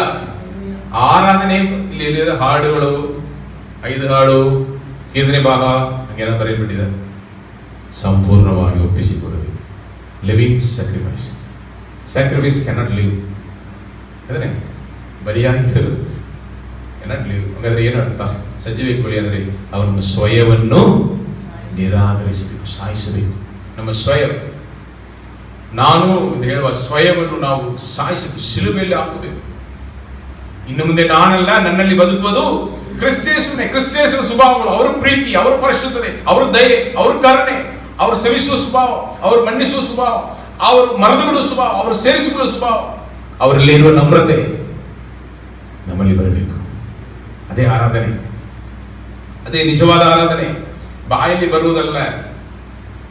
ಪೂರ್ಣ ವಿನಯದಿ ಆರಾಧಿಸುವೆ. ಬಟ್ ಮನೆಯಲ್ಲಿ ಹೋಗಿ ವಿನಯದೇ ಇಲ್ಲ. ಪರಿಶುದ್ಧ ಹೃದಯದಿ ಆರಾಧಿಸುವೆ, ಬಟ್ ಪರಿಶುದ್ಧತೆ ಇಲ್ಲ. ಬಟ್ ಬಾಯಲ್ಲಿ ಮಾತ್ರ. ಮನೆ ಚರ್ಚ್ ಒಳಗಡೆ ಹಾಡುವ ಹಾಡುಗಳೆಲ್ಲ ನಮ್ಮ ಜೀವನದಲ್ಲಿ ಇದ್ರೆ ಮಾತ್ರ ಅದು ನಿಜವಾದ ಆರಾಧನೆ. ಹಲ್ಲೆಲೂಯಾ. ಅಬ್ರಹಾಮನು ಹೇಳಿದನು, ನಾನು ಆರಾಧಿಸಿಬಿಟ್ಟು ಬರ್ತೀನಿ. ಅವನಲ್ಲಿ ಏನು ಆರಾಧನೆ ಮಾಡಿದನು? ಒಪ್ಪಿಸಿಕೊಟ್ಟನು, ಸಮರ್ಪಿಸಿದನು. ಅದೇ ನಿಜವಾದ ಆರಾಧನೆ, ಅದೇ ನಿಜವಾದ ಭಯಭಕ್ತಿ. ನಾವು ನಮ್ಮನ್ನು ಒಪ್ಪಿಸಿಕೊಡುವುದೇ ನಿಜವಾದ ಆರಾಧನೆ. ಸಜೀವ ಯಜ್ಞ ಬಲಿಯಾಗಿ ನಾವು ನಮ್ಮ ಸ್ವಯಂ, ಅದರಲ್ಲಿ ಮುಂದೆ ಬರುವ ವಾಕ್ಯ ಅದನ್ನು ತುಂಬಾ ಸ್ಪಷ್ಟವಾಗಿ ಸ್ಪಷ್ಟಗೊಳಿಸುತ್ತದೆ. ನನ್ನ ನಡವಳಿಕೆಯನ್ನು ಅನುಸರಿಸದೆ ಜೋರಾಗಿ ಬದುಕನ್ನಯ್ಯ. ಇಹಲೋಕದ ನಡವಳಿಕೆಯನ್ನು ಅನುಸರಿಸದೆ ನೂತನ ಮನಸ್ಸನ್ನು ಹೊಂದಿಕೊಂಡು ಪರಲೋಕ ಭಾವದವರಾಗಿರಿ. ಹಲ್ಲೆಲೂಯಾ. ದೇವರ ಹಾಗೆ, ದೇವರ ಸ್ವಭಾವಗಳು ಉಳ್ಳವರಾಗಿ ನಾವು ಇರಬೇಕು. ತಂದೆಯಾಗಿರುವವರು, ಮನೆಯಲ್ಲಿರುವ ಎಲ್ಲರೂ ವಿಶ್ವಾಸಿಗಳು, ದೇವರ ಮಕ್ಕಳು ಈ ರೀತಿಯಲ್ಲಿ ಅರ್ಪಿಸಬೇಕೆಂದು ದೇವರು ಬಯಸ್ತಾರೆ. ಇದೇ ನಿಜವಾದ ಆರಾಧನೆ. ಇದೇ ಅಬ್ರಹಾಂ ನಮಗೆ ತೋರಿಸಿದ ಆರಾಧನೆ, ಸತ್ಯವು ನಮಗೆ ಹೇಳಿಕೊಟ್ಟ ಆರಾಧನೆ, ಕ್ರಿಸ್ತೇಸ್ ನಮಗೆ ಹೇಳಿಕೊಟ್ಟ ಆರಾಧನೆ. ತಂದೆಯಾಗಿರುವರು ಮಾತ್ರ ಅಲ್ಲ, ಎಲ್ಲರೂ, ತಾಯಾಗಿರುವರು, ಯೌವನಸ್ಥರು, ಎಲ್ಲರೂ ಕೂಡ ನಾವು ಈ ರೀತಿಯಲ್ಲಿ ಒಪ್ಪಿಸಿಕೊಡ್ಬೇಕು. ನಿಮಗೆ ಸೋಲುಗಳು ಬರುತ್ತಾ? ನೀವು ಸರಿಯಾಗಿ ಒಪ್ಪಿಸಿಕೊಟ್ಟಿಲ್ಲ ಅಂತ ಅರ್ಥ. ಒಪ್ಪಿಸಿಕೊಟ್ಟ ಮೇಲೆ ಆರಾಧಿಸರಿ, ನಿಮಗೆ ಜಯ ಉಂಟಾಗುತ್ತದೆ. ಹಲ್ಲೆಲೂಯಾ. ಇವನು ಒಪ್ಪಿಸಿಕೊಟ್ಟ ಮೇಲೆ ಇವನಿಗೆ ಆಶೀರ್ವಾದ ಉಂಟಾಯಿತು. ಹಲ್ಲೆಲೂಯಾ. ಅಬ್ರಹಾಮನು ಒಪ್ಪಿಸಿಕೊಟ್ಟು ಅವ್ರು ಹೇಳ್ತಾರೆ, ನೀನು ಆಶೀರ್ವದಿಸಲ್ಪಡುವಿ. ಮೊದಲು ಬರೀ ಮಾತಲ್ಲಿ ಬಂತು, ಇವತ್ತು ಕ್ರಿಯೆಯಲ್ಲಿ ಬಂತು. ಹಲ್ಲೆಲೂಯಾ. ಅವರು ಹೇಳಿದ ಹಾಗೆ ಕ್ರಿಸ್ತ ಯೇಸು ಹೋಗಿ ಇಳಿದು ಬಂದರು. ಅವರು ಹೇಳಿದ ಹಾಗೆ ಇವತ್ತು ಕೋಟಿಗಟ್ಟಲೆ ಜನರು ಕ್ರೈಸ್ತರಿದ್ದಾರೆ. ಹಲ್ಲೆಲೂಯಾ. ಎಲ್ಲಾ ಜನಾಂಗದವರು ನೀ ತಂದೆ. ಅವನು ಮುಸ್ಲಿಂ ಅವರಿಗೂ ತಂದೆಯಾಗಿದ್ದಾನೆ. ಇಬ್ರಾಹಿಂ ಏನೇ ಯಹೂದಿಯರಿಗೂ ತಂದೆ, ವಿಶ್ವಾಸ ತಂದೆ. ನಮಗೂ the father of faith. Hallelujah. ಹಾಗಿರುವ ಅವ್ರು ಕೊಟ್ಟಂತ ಮಾತೆಲ್ಲ ಪೂರೈಸಿದ, ಒಂದು ಕೂಡ ಕೆಳಗಡೆ ಬಿದ್ದಿಲ್ಲ. ದೇವರು ಕೊಟ್ಟ ಮಾತು ಒಂದು ಕೂಡ ಕೆಳಗಡೆ ಬಿದ್ದಿಲ್ಲ. ಹಂಗಾದ್ರೆ 2 ಕಾರ್ಯಗಳನ್ನು ಮಾಡಬೇಕು. ಮೊದಲನೇದಾಗಿ ನಮಗೂ ದೇವರ ಮಧ್ಯದಲ್ಲಿ ತಡೆಯಾಗಿ ಏನು ಇರಬಾರದು. ಯಾವುದೊಂದು ಪಾಪವು, ಯಾವುದೊಂದು ವಿಗ್ರಹಗಳು ಇರಬಾರದು. ವಿಗ್ರಹ ಅಂದ್ರೆ ಏನು? ದೇವರು ಹೋಗೋದಕ್ಕೆ ನಮ್ಮನ್ನು ತಡೆ ಮಾಡುವ ಕಾರ್ಯಗಳು. ನಮಗೆ ಸಿಕ್ಕಿರುವ ಆಶೀರ್ವಾದಗಳಾಗಿ ಕೂಡ ಇರಬಹುದು. ಅದನ್ನೇ ನಾವು ಹಿಡಿದುಕೊಂಡು ದೇವರನ್ನು ಬಿಟ್ಟುಬಿಡುತ್ತೇವೆ. ನಾನು ಹೇಳ್ತೇನೆ, ದೇವರನ್ನು ಹಿಡಿದುಕೊಳ್ಳಿರಿ. ಅದೆಲ್ಲ ಹಿಂದೆ ಬರ್ತಾ ಇರೋದು. ಹಲ್ಲೆಲೂಯಾ. ಹಲ್ಲೆಲೂಯಾ. ಒಂದು ಮೊಬೈಲ್ ಬೇಕೆಂದು ಒಬ್ಬರು ತುಂಬಾ ಪ್ರಾರ್ಥನೆ ಮಾಡಿದರು. ಅದು ತನಕ ಪ್ರಾರ್ಥನೆ ವೀರರು. ಮೊಬೈಲ್ ಸಿಕ್ಕಿದ ಮೇಲೆ ಅವರು ಪ್ರಾರ್ಥನೆ ಮಾಡಲಿಕ್ಕೆ, ಮೊಬೈಲಲ್ಲಿ ಲೋಕ ಇದೆಯಲ್ಲ ಒಳಗಡೆ. ನೀವು ಯೂಸ್ ಮಾಡುವ ಡೈರಿ, ಕ್ಯಾಲೆಂಡರ್, ಕ್ಯಾಲ್ಕುಲೇಟರ್, ಇವತ್ತು ನಮ್ಮ ರನ್ನಿಂಗ್ ಮಿಷಿನ್ ಎಲ್ಲ ಅದೇ. ನಮಗೆ ಬ್ಲಡ್ ಚೆಕ್ ಮಾಡೋದು, ಪ್ರೆಷರ್ ಚೆಕ್ ಮಾಡೋದು, ನಮ್ಮ ಶಾಪಿಂಗ್, ನಮ್ಮ ಎಂಟರ್ಟೈನ್ಮೆಂಟ್, ನಮ್ಮ ಕಾಂಟ್ಯಾಕ್ಟ್ಸ್, ನಮ್ಮ ಕಮ್ಯುನಿಕೇಶನ್, ನಮ್ದು ಎಲ್ಲ ಇವತ್ತು ಎಲ್ಲಿದೆ? ಒಂದು ಮೊಬೈಲಲ್ಲಿ ಇರುವಾಗ. ಅದು ತನಕ ಚೆನ್ನಾಗಿ ದೇವರೊಂದಿಗೆ ಎಣ್ಣೆ ತಿಳಿದವರು ಮೊಬೈಲ್ ಬಂದ ಮೇಲೆ ಅಲ್ಲಿ ಬಿದ್ದು ಹೋದ್ರು. ನಾನು ಕಣ್ಣಿಂದ ನೋಡಿದೆ ಒಂದು ಕಾರ್ಯ ನಡೆದ, ಇವರಿಗೆ ಮೊಬೈಲೇ ಕೊಟ್ಟಿರಬಾರದು. ಮೊಬೈಲ್ ಬಂದ ಮೇಲೆ ಸರ್ ಪ್ರಾರ್ಥನೆ ಮಾಡ್ತಾರೆ. ದಯಮಾಡಿ ಹೇಳ್ತೇನೆ, ನಮ್ಮನ್ನು ದೇವರನ್ನು ಅಗಲಿಸುವ ಯಾವುದು ತಡೆ ಇರಬಾರದು. ನಮ್ಮ ತೆಗೆದು ಬಿಸಾಕಬಾರದು, ನಾವು ಒಪ್ಪಿಸಿಕೊಡಬೇಕು. ನೀವು ಮೊಬೈಲ್ ಯೂಸ್ ಮಾಡ್ತೀರಾ, ಒಳ್ಳೆ ರೀತಿಯಾಗಿ ಯೂಸ್ ಮಾಡಿರಿ. ಅಲ್ಲಿ ಎಷ್ಟೋ ವಾಕ್ಯಗಳು ಬರ್ತಾ ಇದೆ, ಸಂದೇಶಗಳು ಬರ್ತಾ ಇದೆ, ಬೈಬಲ್ ಸಿಗ್ತಾ ಇದೆ, ಅದಕ್ಕೋಸ್ಕರ ಯೂಸ್ ಮಾಡಿರಿ. ಅಲ್ಲೆಲ್ಲೂಯ್ಯ.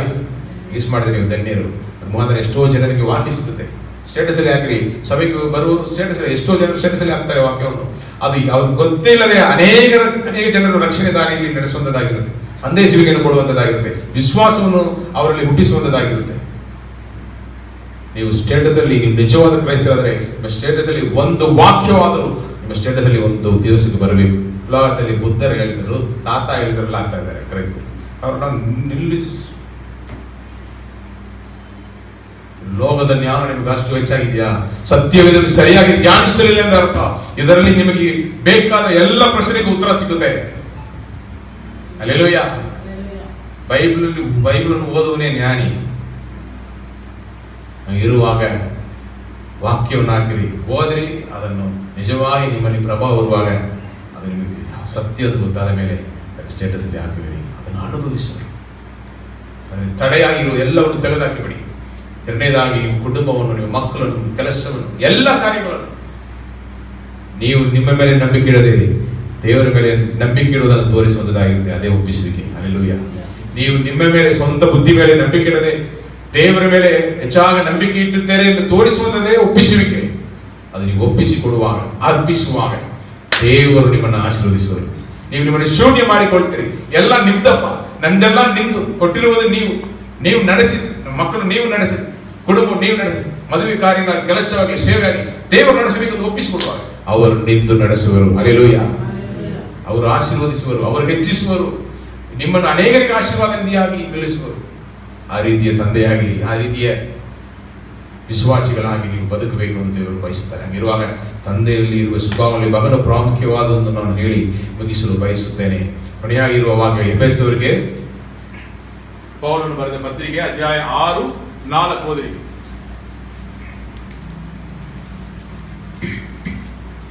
ತಂದೆಗಳೇ, ನಿಮ್ಮ ಮಕ್ಕಳಿಗೆ ಕೋಪವನ್ನು ಎಬ್ಬಿಸದೆ ಕರ್ತನಿಗೆ ಮೆಚ್ಚುಗೆಯಾಗಿರುವ ಮೊದಲನೇ ತಿರುಗಿ ಓದಿರಿ ಅದನ್ನು. ತಂದೆಗಳೇ, ನಿಮ್ಮ ಮಕ್ಕಳಿಗೆ ಕೋಪವನ್ನು ಎಬ್ಬಿಸದೆ, ತಿರುಗಾ ಓದು. ಕೋಪವನ್ನು ನಾವು ಹೆಚ್ಚಾಗಿ ಮಾಡೋದು ಅದನ್ನು. ಏನಾದ್ರು ತಪ್ಪು ಮಾಡ್ರೆ ಆಮೇಲೆ ಆ ಹುಡುಗನು ಸ್ಕೂಲ್ಗೆ ಹೋಗಿ ಇನ್ನೊಬ್ಬನು ಏನೋ ತಪ್ಪು ಮಾಡಿದ್ರೆ ನಾವು ತೋರಿಸುವ ಮಾದರಿನ ಅವರಲ್ಲಿ ತೋರಿಸ್ತಾರೆ.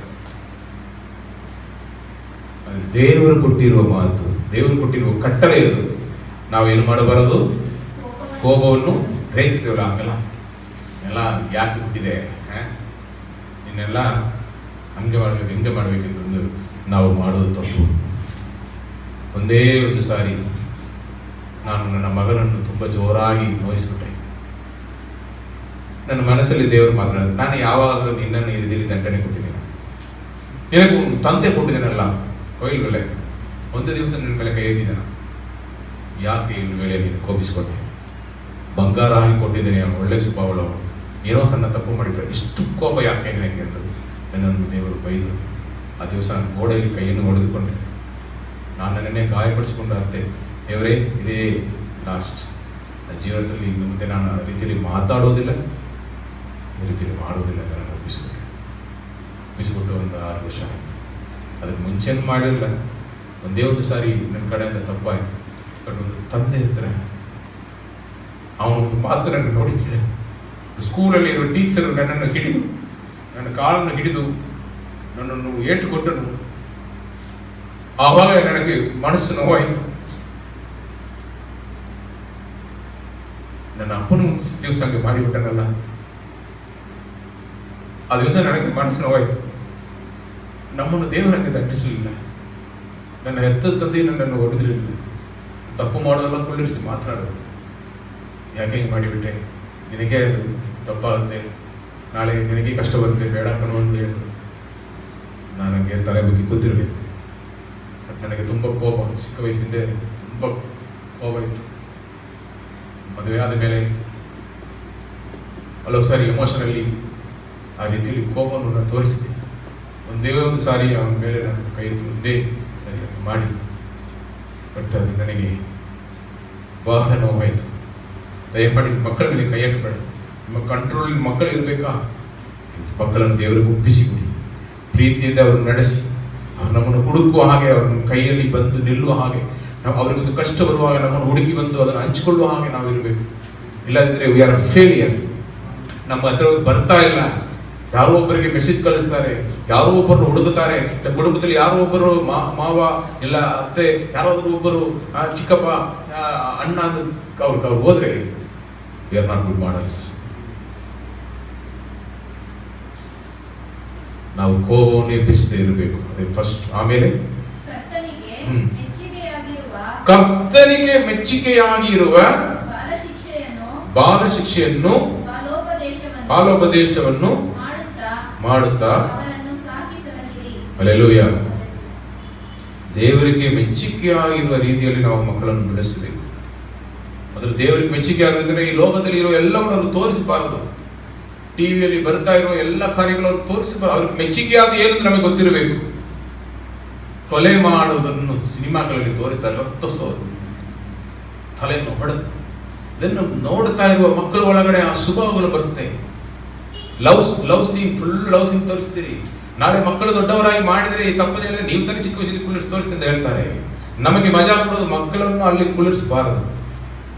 ಯಾಕಂದ್ರೆ ನೀವು ಹೋಗಿ ಸೆಪರೇಟ್ ಆಗಿ ನೋಡಿಕೊಳ್ಳ್ರಿ, ಮೊಬೈಲ್ ನೋಡಿಕೊಂಡು ಕಣ್ಣೀರು ಬಿಡಿ, ಪ್ರೇಮಿಗಳ ಕಥೆಯನ್ನು ನೋಡಿ, ಮಕ್ಕಳಿಗೆ ತೋರಿಸಬಾರದು. ಕ್ರೂರವಾದದು, ಇದರನ್ನು ಗೇಲಿ ಮಾಡುವುದು, ರೀಲ್ಸ್ ಎಲ್ಲ ಫುಲ್ಲು ಹರಿಯಾಸ. ನೀವು ಅದನ್ನು ನೋಡ್ತಾ ಇದ್ರೆ ನಿಮ್ಮ ಸ್ವಭಾವಗಳಲ್ಲಿ ಅದು ಬರುತ್ತೆ. ಯಾರಾದ್ರೂ ಕಷ್ಟದಲ್ಲಿ ಬರುವಾಗ ಕೂಡ ನಮಗೆ ನಗು, ಅವರನ್ನು ಏನಾದ್ರೂ ಹಿಂದೆ ಮಾತಾಡೋಣ ಬರುತ್ತೆ ಹೊರತು ಒಳ್ಳೆ ಸ್ವಭಾವಗಳು ಬರಲ್ಲ. ಮಕ್ಕಳಿಗೆ ಏನು ತೋರಿಸ್ಬೇಕು ಅದನ್ನು ತೋರಿಸಿ, ಖುಷಿಯಾಗಿರಿ, ತಪ್ಪು ಇಲ್ಲ. ಒಳ್ಳೆ ವಿಷಯಗಳು ನೋಡ್ರಿ, ಕ್ರಿಕೆಟ್ ನೋಡ್ರಿ, ಚೆನ್ನಾಗಿ ನ್ಯೂಸ್ ನೋಡ್ರಿ, ಡಿಸ್ಕವರಿ ಚಾನಲ್, ಹಿಸ್ಟ್ರಿ ಚಾನಲ್, ಈ ತರ ಒಳ್ಳೆ ಒಳ್ಳೆ ಕಾರ್ಯಗಳು ಬರುತ್ತೆ. ಸೋಷಿಯಲ್ ಕಥೆಗಳು ಬರುತ್ತೆ, ಸೊಸೈಟಿಗೆ ಒಳ್ಳೇದು ಮಾಡುವಂಥದ್ದು, ಅದನ್ನು ತೋರಿಸಿದ್ರೆ ತಪ್ಪಿಲ್ಲ. ಬಟ್ ಕ್ರೂರವಾದ, ದೇವರಿಗೆ ಮೆಚ್ಚುಗೆಲ್ಲದ ಕಾರ್ಯಗಳು, ಇದು ನೋಡುವಾಗ ದೇವರ ಜೊತೆಯಲ್ಲಿ ಇರೋದು ಸಾಧ್ಯವೋ ಅದನ್ನು ನಾವು ನೋಡಬೇಕು. ಆಮೇಲೆ ನೀವು ತಂದೆ ತಾಯಿ ಮಕ್ಕಳ ಮುಂದೆ ಜಗಳ ಆಡಬಾರದು. ತಂದೆ ತಾಯಿ ಮಕ್ಕಳ ಮುಂದೆ ಜಗಳ ಆಡೋದು, ಕೆಟ್ಟ ಮಾತಾಡೋದು, ಕೆಟ್ಟ ಮಾತಿನ ತೋರಿಸಿದರೆ you are the first teachers. ನಿಮ್ಮನ್ನು ನೋಡಿ ಅವರು ಕಲಿತ್ಕೊಳ್ತಾರೆ. ಅವ್ರ ಬಾಯಲ್ಲಿ ಬರುವುದಿಲ್ಲ, ನೀವು ಆಡಿದ ಮಾತುಗಳೇ ಬರುತ್ತೆ. ಅವ್ರು ನೋಡಿದರೆ ನೀವು ಹೊಡಿತಾರೆ. ಅವರು ಇನ್ನೊಬ್ಬರನ್ನು ದ್ವೇಷಿಸಿದರೆ ಮನೆಯಲ್ಲಿ ಪ್ರೀತಿಯೇ ಇರೋದಿಲ್ಲ. ಮಕ್ಕಳ ಮುಂದೆ ಜಗಳ ಆಡ್ಬಾರ್ದು. ಏನಾದ್ರು ಒಂದು ವಾಗ್ವಾದ ಬಂತು, ಅವರನ್ನು ಒಂದು ರೂಮಲ್ಲಿ ಇಟ್ಬಿಟ್ಟು ನೀವು ಒಂದು ಸೆಪರೇಟ್ ರೂಮಲ್ಲಿ ಹೋಗಿ ನಿಮ್ಮ ಎಲ್ಲ ಸಮಸ್ಯೆಗಳನ್ನು ಮಾತನಾಡಿ ಸರಿಪಡಿಸಿಬಿಟ್ಟು ಹೊರಗಡೆ ಬನ್ನಿರಿ. ಅವರ ಮುಂದೆ ಕೂಗು ಆಡೋದು, ಹೊಡೆದಾಡುವುದು, ಗೋಡೆ ನೋಡಿಯೋದು, ಫ್ಯಾನನ್ನು ಕಿತ್ತಾಕೋದು, ಟಿವಿ ನೋಡೋದಾಕೋದು, ರಿಮೋಟನ್ನು ಎಸೆಯೋದು, ಹಲವಾರು ಮೊಬೈಲನ್ನು ಎಸೆಯೋದು, ಎಲ್ಲ ಫುಟ್ಬಾಲ್ ಕ್ರಿಕೆಟ್ ಎಲ್ಲ ಮನೆ ಒಳಗಡೆ ನಾವು ಆಡ್ತೀವಿ. ಎಲ್ಲ ಮಕ್ಕಳು ನೋಡುವಾಗ ಅವ್ರಿಗೆ ಸ್ವಭಾವ ಬರುತ್ತೆ. ಆಮೇಲೆ ಬಂದು ಅಯ್ಯೋ ಅಣ್ಣ ಹಿಂಗೆ ಆಯಿತು, ಅಣ್ಣ ಹಿಂಗೆ ಮಾಡ್ತಾನೆ, ನೀವೇನು ಮಾಡಿದ್ದೀರಿ ಎಂದು ನಾವು ಕೇಳೋದು. ನಾವಲ್ಲ, ನಾವು ದೇವರು ಕೇಳಿಸ್ತಾರೆ. ದಯಮಾಡಿ ನಿಮ್ಮ ಮಕ್ಕಳಿಗೆ ಕೋಪ ಎಬ್ಬಿಸ್ತೇವೆ. ದೇವರಿಗೆ ಮೆಚ್ಚುಗೆ ಆಗಿರೋ ರೀತಿಯಲ್ಲಿ ಏನು ಅವ್ರಿಗೆ ಇಷ್ಟಪಡ್ತಾರೆ, ಏನು ಇಷ್ಟ ಅಲ್ಲ ಅದನ್ನು ನೋಡಿ ನೀವು ತುಂಬ ಗಮನ ಕೊಟ್ಟು ಮಕ್ಕಳನ್ನು ನೀವು ಒಂದು ಶ್ರದ್ಧೆಯಿಂದ ನೀವು ಬೆಳೆಸಬೇಕು. ನೀವು ಕೆಟ್ಟ ಸ್ವಭಾವ ತೋರಿಸಿದರೆ, ಕೆಟ್ಟ ಕಾರ್ಯ ತೋರಿಸಿದರೆ ಅದೇ ರೀತಿಯಲ್ಲಿ ಅವರು ಬೆಳೆಯುವರು. ಆಮೇಲೆ ತಿರ್ಗಬಹುದು.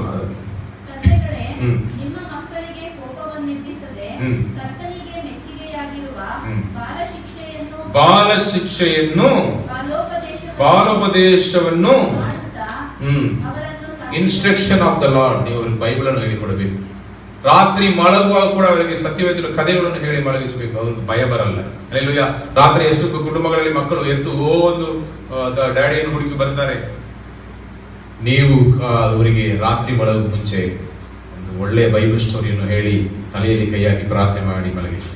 ಮುಂಚಾನೆ ಎದ್ದೇಳುವಾಗ ತಲೆಯಲ್ಲಿ ಕೈ ಹಾಕಿ ಪ್ರಾರ್ಥನೆ ಮಾಡಿ, ಅವರು ಆಶೀರ್ವಾದಕರವಾಗಿರ್ತಾರೆ. ದೇವರ ಸ್ವಭಾವಗಳಲ್ಲಿ ಬೆಳೆಯುವರು. ಅವರಿಗೆ ಬೈಬಲ್ ಹೇಳಿಕೊಡಿ. ಬೈಬಲ್ ಅವರಿಗೆ ಆಹಾರವಾಗಿರಲಿ. ಅವ್ರು ಒಳ್ಳೆ ಸ್ವಭಾವಗಳಲ್ಲಿ ಬೆಳೀತಾರೆ. ನೀವು ಹೋಗಿ ನನಗೆ ಒಂದು ಒಳ್ಳೆ ಸಂತೋಷ, 10th ಮುಗಿಸ್ತಾರೆ, ಸ್ಯಾಮ್ +2 ಮುಗಿಸ್ಬಿಟ್ಟು ಬಂದರು. 2 ಸ್ಕೂಲಲ್ಲಿ ಹೋಗಿ ನಾನು ರಿಸಲ್ಟ್ ತಗೊಳ್ಳುವಾಗ ಹೇಳ್ತಾರೆ, ನಿಮ್ಮ ಮಕ್ಕಳು ಒಳ್ಳೆ ಮಕ್ಕಳೇ, ಚೆನ್ನಾಗಿ ಬೆಳೆಸಿದ್ದೀವಿ, ಏನು ಅವ್ರು ಯಾರ ಜೊತೆಯಲ್ಲಿ ಜಗಳ ಆಡೋದಿಲ್ಲ, ಮಾತಾಡೋದು, ಚೆನ್ನಾಗಿದ್ದಾರೆ.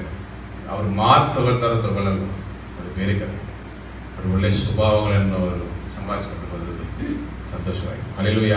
ನಾನು ಯಾವಾಗಲೂ ಪ್ಯೂರಾಗಿ ನಾನು ಹ್ಯಾಂಡ್ಸಪ್ ಕೊಡುವೆ, ನಿನ್ನ ಮಕ್ಕಳನ್ನು ಚೆನ್ನಾಗಿ ಬೆಳೆಸ್ತೀನಿ. ನನಗಿಂತ ಹೆಚ್ಚಾಗಿ ಒಳ್ಳೆಯ ಸ್ವಭಾವವನ್ನು ತೋರಿಸಿದವನು ನಾನು. ಆಮೇಲೆ ಹಿಂದೆ ಒಂದು ಕಲಿದುಕೊಂಡೆ. ಇರುವಾಗ ನಾವು ಏನು ಬಿದ್ದಿದ್ದೇವೋ ಅದನ್ನೇ ನಾವು ಕೊಯ್ಯಬೇಕು. ನೀವು ಒಳ್ಳೆಯದನ್ನು ಅವರಲ್ಲಿ ಬಿದ್ದರೆ, ನೀವು ಒಳ್ಳೆಯ ಸ್ವಭಾವ, ದೇವರ ವಾಕ್ಯ, ದೇವರ ಸ್ವಭಾವಗಳು, ನೀವು ಸಾಕ್ಷಿಗಳಾಗಿದ್ದು ನೀವು ಬಿತ್ತುವುದು ಅವರಲ್ಲಿ ಪ್ರಭಾವ ಬೀರುವುದು. ಅಲ್ಲೆಲ್ಲೂಯ್ಯ. ಅವರು ದೇವರ ಮಕ್ಕಳಾಗಿ ಬೆಳೆಯಬೇಕಾದ್ರೆ, ಒಳ್ಳೆಯ ಸ್ವಭಾವಗಳ ಪ್ರೀತಿಯುಳ್ಳ ಪರಿಶುದ್ಧರಾಗಿ ಸಮಾಜದಲ್ಲಿ ಕೆಲಸ ಮಾಡುವ ಸ್ಥಳದಲ್ಲಿ, ಸಭೆಯಲ್ಲಿ ಅವರು ಸಾಕ್ಷಿಗಳಾಗಿ ನಿಲ್ಲಬೇಕಾದ್ರೆ, ತಂದೆಗಳೇ ನಿಮ್ಮ ಮಕ್ಕಳಿಗೆ ಕೋಪ ಎಬ್ಬಿಸದೆ ಕರ್ತನಿಗೆ ಮೆಚ್ಚುಗೆ ಆಗಿರುವ ಬಾಲ ಶಿಕ್ಷೆಯನ್ನು ಬಾಲೋಪದೇಶವನ್ನು ಮಾಡುತ್ತಾ ಅವರನ್ನು ಸಾಕಿ ಸಲಹೆ. ಅಬ್ರಹಾಮನು ಈಸಾಕನು ಆ ರೀತಿಯಲ್ಲಿ ಬೆಳೆಸಲಿದ್ದ. ಅವನು ಕಟ್ಟಿ ಬಲಿಪೀಠದ ಮೇಲೆ ಹಾಕಬಲ್ಲ ಅಂತ ಅವನು ಕೂಗಾಡಲಿಲ್ಲ. ಅವನು ನಂಬಿಕೆ ಇಟ್ಟನು. ಅಪ್ಪ ಹೇಳಿದ್ರಲ್ಲ, ದೇವರು ಬೆಟ್ಟದ ಮೇಲೆ ಒದಗಿಸಿಕೊಡ್ತಾರೆ. ಅವನು ನೋಡಿದ, ಕಣ್ಣು ಮುಂದೆ ದೇವರು ಆ ಟಗರನ್ನು ಕೊಟ್ಟಿದ್ದ. ಹಾಗಾದ್ರೆ ಅವನಿಗೆ ಆ ನಂಬಿಕೆ ಬಂದಿತ್ತು. ಆಮೇಲೆ ಅವನು ದೇವರೊಂದಿಗೆ ಅನ್ಯೋನ್ಯತೆಯಲ್ಲಿ ನಡೆದನು. ಅವನಿಗೆ ಮದುವೆ ತುಂಬಾ ಸುಂದರವಾಗಿ ನಡೆಸಿಕೊಟ್ರು. ಅವನು ಹೋಗಿ ಹೆಂಡತಿಯನ್ನು ಕರ್ಕೊಂಡು ಬರುವಾಗ ಈಸಾಕನು ಅವನು ಅಲ್ಲಿ ಹೊಲದಿಂದ ಪ್ರಾರ್ಥನೆ ಧ್ಯಾನವನ್ನು ಮುಗಿಸಿಕೊಂಡು ಬಂದನು ಎಂದು ಸತ್ಯವೇದ ಹೇಳುತ್ತದೆ. ಅವನು ತಂದೆ ಹೇಳಿಕೊಟ್ಟ ಪ್ರಾರ್ಥನೆ, ತಂದೆ ಹೇಳಿಕೊಟ್ಟ ಬಲಿಗಳು, ತಂದೆ ಹೇಳಿಕೊಟ್ಟ ದೇವರ ಸ್ವಭಾವ, ದೇವರೊಂದಿಗೆ ಇದ್ದ ಅನ್ಯೋನ್ಯತೆ ಈಸಾಕನಲ್ಲಿ ಇದ್ದದನ್ನು ನಾವು ನೋಡಬಹುದು.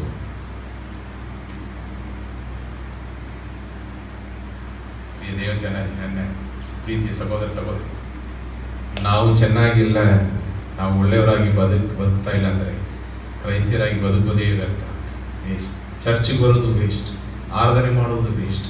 ಅರ್ಥ ಮಾಡಿಕೊಳ್ಳಿ, ಆರಾಧನೆ ಅಂದರೆ ಅರ್ಪಣೆ. ಅದು ಕ್ರಿಸ್ತೇಸು ತನ್ನನ್ನು ಒಪ್ಪಿಸಿಕೊಟ್ಟದ್ರಿಂದ ನಮಗೆ ರಕ್ಷಣೆ ಉಂಟಾಯಿತು. ತಂದೆಯಾಗಿದ್ದ ಅಬ್ರಹಾಮನು ಒಪ್ಪಿಸಿಕೊಟ್ಟದ್ರಿಂದ ರಕ್ಷಣೆ ಉಂಟಾಯಿತು. ತಂದೆಯಾಗಿರುವ ದೇವರು ಒಪ್ಪಿಸಿಕೊಟ್ಟದ್ರಿಂದ ರಕ್ಷಣೆ ಉಂಟಾಯಿತು, ಆಶೀರ್ವಾದ ಉಂಟಾಯಿತು. ಹಾಗೆ ನಮಗೂ ಆಶೀರ್ವಾದ ಬೇಕಾ? ನಮಗೂ ಕುಟುಂಬದ ರಕ್ಷಣೆ ಬೇಕಾ? ನಾವು ಇದರಿಗೆ ಆಶೀರ್ವಾದ ನಿಧಿಯಾಗಿ ಇರಬೇಕಾ? ಒಂದೇ ಒಂದು ಕಾರ್ಯ, ನಮಗೂ ದೇವರ ಮಧ್ಯದಲ್ಲಿ ಯಾವುದು ತಡೆ ಬೇಡ. ಲೆಲೋಯ. ಯಾವುದು ವಿಷಯ, ಯಾವುದು ಮನುಷ್ಯರು, ಯಾವುದು ಪಾಪವು, ಏನು ದೇವರಿಂದ ಹೆಚ್ಚಾದದು ಇಲ್ಲ. ಅಲ್ಲೆಲೂಯ. ದೇವರಿಗೆ ಪ್ರಾಮುಖ್ಯತೆ ಕೊಡುವುದನ್ನು ಪ್ರಾರಂಭಿಸಿ. ದಿನ ಮುಂಚಾನೆ ತಿಳಿದು ದೇವರಿಗೆ ಮೊದಲನೇ ಬಲವನ್ನು ದೇವರಿಗೆ ಕೊಡಿರಿ. 1 ಗಂಟೆ ಕೊಡಿರಿ, ಆರಾಧನೆ ಮಾಡಿ ದೇವರಿಗೆ ಸತ್ಯವೇದ ಧ್ಯಾನಿಸಿ ಒಪ್ಪಿಸಿಕೊಡಿ. ಅದು ನೀವು ತೋರಿಸುವ ನಂಬಿಕೆ, ನೀವು ದೇವರಿಗೆ ತೋರಿಸುವ ನಂಬಿಕೆ ಆರಾಧನೆ. ನೀವು ಹಂಗೆ ಒಪ್ಪಿಸಿಕೊಡುವ, ನಿಮ್ಮ ಕುಟುಂಬವನ್ನು ಒಪ್ಪಿಸಿಕೊಡುವ, ಗಂಡನ ಹೆಂಡತಿ ಜೊತೆಯಲ್ಲಿ ಬಂದು ನಿಮ್ಮ ಮಕ್ಕಳನ್ನು, ನಿಮ್ಮ ಕುಟುಂಬವನ್ನು, ನಿಮ್ಮ ಕೆಲಸವನ್ನು ಒಪ್ಪಿಸಿಕೊಡುವಾಗ ನಿಮಗೆ ಕೊರತೆ ಇರುವುದಿಲ್ಲ, ಆಶೀರ್ವಾದ ತುಂಬಿರುವುದು. ಆ ದಿವಸದ ಕೆಲಸವನ್ನು ನೀವು ಯಾವುದು ಕಷ್ಟ ಇಲ್ಲದೆ ಮಾಡುವುದು ದೇವರು ಸಹಾಯ ಮಾಡ್ತಾರೆ. ಖುಷಿಯಾಗಿ ಹೋಗಿ ಖುಷಿಯಾಗಿ ಬರುತ್ತೀರಿ. ಕುಟುಂಬದ ಪ್ರಾರ್ಥನೆ ಬೇಕು, ಕುಟುಂಬದಲ್ಲಿ ಸತ್ಯವೇದ ಧ್ಯಾನ ಬೇಕು, ನಿಮ್ಮ ಮನೆಗಳಲ್ಲಿ ದೇವರ ಪ್ರಸನ್ನತೆ ತುಂಬಿ ಇರುತ್ತದೆ. ಹಾಗೆ ಇರುವಾಗ ಸೈತಾನಿಗೆ ಎಲ್ಲಿ ಕೆಲಸ? ವಿಗ್ರಹಗಳನ್ನು ರೂಪದಲ್ಲಿ ವಿಗ್ರಹಗಳನ್ನು ಪಾಪವಾಗಿ ಇಟ್ಟುಕೊಂಡ್ರೆ ಅದು ನಮಗೆ ತಡೆಯಾಗುತ್ತದೆ. ರೂಪದಲ್ಲಿ ಮಾಡಬಾರದು, ಮನುಷ್ಯರನ್ನು ಪಾಪವನ್ನು ವಿಗ್ರಹವಾಗಿ ಇಡಬಾರದು. ದೇವರಿಗಿಂತ ಹೆಚ್ಚಾಗಿ ಪ್ರೀತಿಸುವುದೇ ವಿಗ್ರಹ. ದೇವರಿಗಿಂತ ಹೆಚ್ಚಾಗಿ ಒಂದು ವಿಷಯವನ್ನು ನೀವು ಪ್ರೀತಿಸಿದ್ರೆ ಅದು ವಿಗ್ರಹ ಆಗಿಬಿಡುತ್ತೆ. ಬರೀ ಕಲ್ಲುಗಳು, ಮಣ್ಣುಗಳು, ರೂಪಗಳು ಮಾತ್ರ ಅಲ್ಲ. ಅದರಿಂದ ನೀವು ದೇವರಿಗೆ ಪ್ರಾಮುಖ್ಯತೆ ಕೊಡಿರಿ. ಆ ರೀತಿಯಲ್ಲಿ ಪೂರ್ಣವಾಗಿ ಸತ್ಯದಿಂದಲೂ ಆತ್ಮದಿಂದಲೂ ನೀವು ಆರಾಧನೆ ಮಾಡಿರಿ, ಒಪ್ಪಿಸಿಕೊಟ್ಟು ಪ್ರಾರ್ಥನೆ ಮಾಡಿರಿ, ದಿನ ವಾಕ್ಯವನ್ನು ಧ್ಯಾನಿಸಿರಿ, ಸಾಕ್ಷಿಗಳಾಗಿ ಬದುಕಿರಿ. ನಿಮ್ಮ ಸ್ವಭಾವಗಳು ದೇವರಿಗೆ ಮೆಚ್ಚುಗೆ. ಬಲಿ ಅಂದ್ರೆ ಏನು? ನಿಮ್ಮ ದೃಷ್ಟಿ, ನಿಮ್ಮ ವಾಯು ಮಾತುಗಳು, ನಿಮ್ಮ ಹೃದಯದ ಧ್ಯಾನ, ನಿಮ್ಮ ಕೈಕ್ರಿಯೆಗಳು, ನಿಮ್ಮ ಕಾಲು ಓಡುವ ಸ್ಥಳ ಎಲ್ಲ ದೇವರಿಗೆ ಮೆಚ್ಚುಗೆ ಆಗಿರಬೇಕು. ಅದೇ ಪ್ರಾಣ ಆತ್ಮ ಶರೀರವನ್ನು ಒಪ್ಪಿಸಿಕೊಟ್ಟು ಮಾಡುವ ಸಜೀವ ಯಜ್ಞ ಬಲಿಯಾದ ದೇವರಿಗೆ ಮೆಚ್ಚುಗೆಯಾಗಿರುವ ಆರಾಧನೆ ಅದು ಇಲ್ಲದಿದ್ದರೆ we are not, we cannot say that we cannot claim ourselves as Christians. ಲೋಹ ನೋಡ್ತಾ ಇದೆ, ನಗುತ್ತಾ ಇರೋದು, ಶಾಬಿಗೆ ಹೋಗುವ ಇಲ್ಲಿ ಒಂದು ಎಣ್ಣೆ ಹೊಡಿತಾನೆ. ಕ್ರಿಸ್ತ ಮಗನ ಹೇಳ್ತಾನೆ, ಕ್ಷಮಿಸುವುದೇ ಇಲ್ಲ, ಪ್ರೀತಿ ಇಲ್ಲ, ಎಷ್ಟು ಕೋಪ, ಎಷ್ಟು ಕೆಟ್ಟ ಸ್ವಭಾವ. ಕ್ರಿಸ್ತ ಸುಲಭದಲ್ಲಿ ನಮಗೆ ಹೇಳಿಕೊಡೋದು ಇದೇನಾ? ಅಲ್ಲರಿ, ನೀವು ಒಪ್ಪಿಸಿಕೊಟ್ರೆ ನೀವು ದೇವರ ಮಕ್ಕಳಾಗಿ ಇರುವಿರಿ, ದೇವರ ಸ್ವಭಾವಗಳಲ್ಲಿ ಇರುವಿರಿ. ಅದು ನಿಮ್ಮ ಮೇಲೆ ಮಾತ್ರ ಅಲ್ಲ, ನಿಮ್ಮ ಮಕ್ಕಳ ಮೇಲೆಯೂ ಆಶೀರ್ವಾದಗಳನ್ನು ತರುವಂಥದ್ದಾಗಿರುತ್ತೆ. ನೆಲಗೊಂಡಿರುವ ಆಶೀರ್ವಾದಗಳು. ಇದು ನಿಮ್ಮನ್ನು ನಿತ್ಯ ಜೀವನದಲ್ಲಿ ಹೋಗಿ ಕರ್ಕೊಂಡು ಹೋಗಿ ಸೇರಿಸುವಂಥದ್ದಾಗಿರುತ್ತೆ. ನಿಮ್ಮನ್ನು, ನಿಮ್ಮ ಕುಟುಂಬವನ್ನು, ಜೊತೆಯಲ್ಲಿರುವ ಎಲ್ಲರನ್ನು. ಹಲ್ಲೆಲೂಯಾ. ಆದ್ದರಿಂದ ನಾವು ಕಲಿತುಕೊಂಡು ಕಾರ್ಯಗಳನ್ನು ಪ್ರಸಂಗ ಮುಗಿದೋಯ್ತಪ್ಪ, 1 ಗಂಟೆ ಒಳಗಡೆ ಮುಗಿಸ್ತಾನೆ, ಇಲ್ಲಾಂದ್ರೆ 10:10ವರೆಗೆ ತಗೊಂಡು ಹೋಗಿಬಿಡ್ತಾನೆ ಎಂದು ಹೇಳಿ ನಮಗೆ ಮಾತು ಕೊಡದೆ, ಇವತ್ತು ದೇವರು ಮಾತನಾಡಿದ ವಾಕ್ಯಕ್ಕೆ ಮನೆಯಲ್ಲಿ ಹೋಗಿ ಇನ್ನೊಂದು ಸಾರಿ ಅದಕ್ಕೆ ನೀವು ಅದನ್ನು ಧ್ಯಾನಿಸಬೇಕು. ಇದು ಯೂಟ್ಯೂಬಲ್ಲಿ ಬರ್ತಾ ಇದೆ, ಹೇಳಿರಿ. ನಿಮಗೆ ತಡೆಯಾಗಿರುವ ಕಾರ್ಯಗಳು, ದೇವರು ನೀವು ಜೊತೆಯಲ್ಲಿ ಅನ್ಯೋನ್ಯತೆಯಲ್ಲಿ ಹೋಗಿ ಪ್ರಾರ್ಥನೆ ಮಾಡೋದಕ್ಕೆ, ಆರಾಧನೆ ಮಾಡೋದಕ್ಕೆ, ಸತ್ಯವಾದ ಧ್ಯಾನಿಸ ತಡೆಯಾಗಿರುವ ಎಲ್ಲವನ್ನು ತೆಗೆದುಹಾಕಿಬಿಡೋಣ. ಬನ್ನಿ ನಾವು ಪ್ರಾರ್ಥನೆ ಒಪ್ಪಿಸಿಕೊಡೋಣ. ನೀವು ದೇವರು ಜೊತೆಯಲ್ಲಿ ನಡೆಯೋದಕ್ಕೆ ತಡೆಯಾಗಿರುವುದು ಏನು? ನೀವು ಪ್ರಾರ್ಥನೆ ಮಾಡೋದಕ್ಕೂ ಆರಾಧಿಸೋದಕ್ಕೂ ತಡೆಯಾಗಿರುವ ಕಾರ್ಯಗಳೇನು? ನೀವು ದೇವರಿಗಿಂತ ಹೆಚ್ಚಾಗಿ ಪ್ರೀತಿಸುವುದು ಏನು? ದೇವರು ಕೊಟ್ಟಿರುವ ಆಶೀರ್ವಾದಗಳನ್ನು ದೇವರಿಗಿಂತ ಹೆಚ್ಚಾಗಿ ಪ್ರೀತಿಸ್ತೀರಾ? ಇಲ್ಲ ಕೆಲಸದಲ್ಲಿ ಇರ್ತೀರಾ? ಕೆಲಸ ಕೊಟ್ಟವರು ದೇವರು ತಾನೆ. ಒಂದು ದಿವಸ ಮಲಗಿಬಿಟ್ರೆ ಸಂಬಳ ಎಲ್ಲಿಂದ ಸಿಗುತ್ತೆ? 1 ವಾರ ಮಲಗಿಬಿಟ್ರೆ ಲಾಸ್ ಆಫ್ ಎಲ್ಲಿ ಹೋಗ್ಬಿಡುತ್ತೆ. ಅಷ್ಟೆಲ್ಲ ಕಣಿಗರವುಳ್ಳ ಯಜಮಾನರು ಯಾರಿಲ್ಲಿದ್ದಾರೆ? ದೇವರು ನಿದ್ರೆಯಲ್ಲಿಯೂ ನಮಗೆ ಆರಾಮನ್ನು, ಸಂಬಳವನ್ನು ಕೊಡೋದು ಶಕ್ತವೆಂದು ನಾವು 127ನೇ ಕೀರ್ತನೆಯಲ್ಲಿ ಓದುತ್ತೇವೆ. ನಿದ್ರೆಯಲ್ಲಿ ಅಂದರೆ ನಮಗೆ ವಿಶ್ರಾಂತಿ ಸಿಕ್ಕುವಾಗ ಕೂಡ ನಮಗೆ ಆಶೀರ್ವಾದ ಕೊಡ್ತಾರೆ, ಅದರಲ್ಲಿ ಕೂಡ ಆಶೀರ್ವಾದ. ಹಾಗಾದರೆ ಅವರಿಗೆ ವಿಶ್ರಾಂತಿ ದಿವಸದಲ್ಲಿ ಮನ್ನಾ ಕೊಟ್ಟ ದೇವರು ಅದಕ್ಕೂ ಸೇರಿಸಿ ಇರುವಾಗ ನಿಮಗೂ ದೇವರಿಗೂ ತಡೆಯಾಗಿರುವ ಕಾರ್ಯಗಳನ್ನು ಇವತ್ತು ನಾವು ತೆಗೆದು ಇವೆಲ್ಲ ನಿಮಗೆ ಹೃದಯವನ್ನು ಪರಿಶೋಧಿಸಿ. Test your arts. ಎಲ್ಲಿ ತಪ್ಪಾಯಿತು? ಯಾಕೆ ನಾವು ಪ್ರಾರ್ಥನೆ ಮಾಡೋದು ಹೋಗೋದಕ್ಕಾಗಲ್ಲ? ಆರಾಧನೆ ಮುಂಚೆ ಥರ ಇಲ್ಲಲ್ವ? ಸತ್ಯವೇದಿಗೆ ಸಮಯ ಕೊಡೋದಿಲ್ಲ. ಯಾವುದು ಕಾರ್ಯ ನಮಗೆ ತಡೆಯಾಗ್ತಾ ಇದೆ? ಅದನ್ನು ನಾನು ಇವತ್ತು ಇಲ್ಲಿ ನಾನು ಒಪ್ಪಿಸಿಕೊಡುತ್ತೇನೆ. ಅಬ್ರಹಾಮನ ಹಾಗೆ ಬೇಡ ಇದು ನನಗೆ. ನಾನು ನನ್ನನ್ನು ಸಂಪೂರ್ಣವಾಗಿ ನನ್ನ ಪ್ರಾಣಾತ್ಮ ಶರೀರವನ್ನು, ನನ್ನ ಕ್ರಿಯೆಗಳನ್ನು, ನನ್ನ ದೃಷ್ಟಿಯನ್ನು, ನನ್ನ ಬಾಯಿ ಮಾತುಗಳನ್ನು, ನನ್ನ ಕ್ರಿಯೆಗಳನ್ನು ಎಲ್ಲವನ್ನು, ನನ್ನ ಹೃದಯದ ಧ್ಯಾನವನ್ನು ಒಪ್ಪಿಸಿಕೊಡ್ತೇನೆ. ಈ ರೀತಿಯಲ್ಲಿ ಒಪ್ಪಿಸಿಕೊಡೋಣ.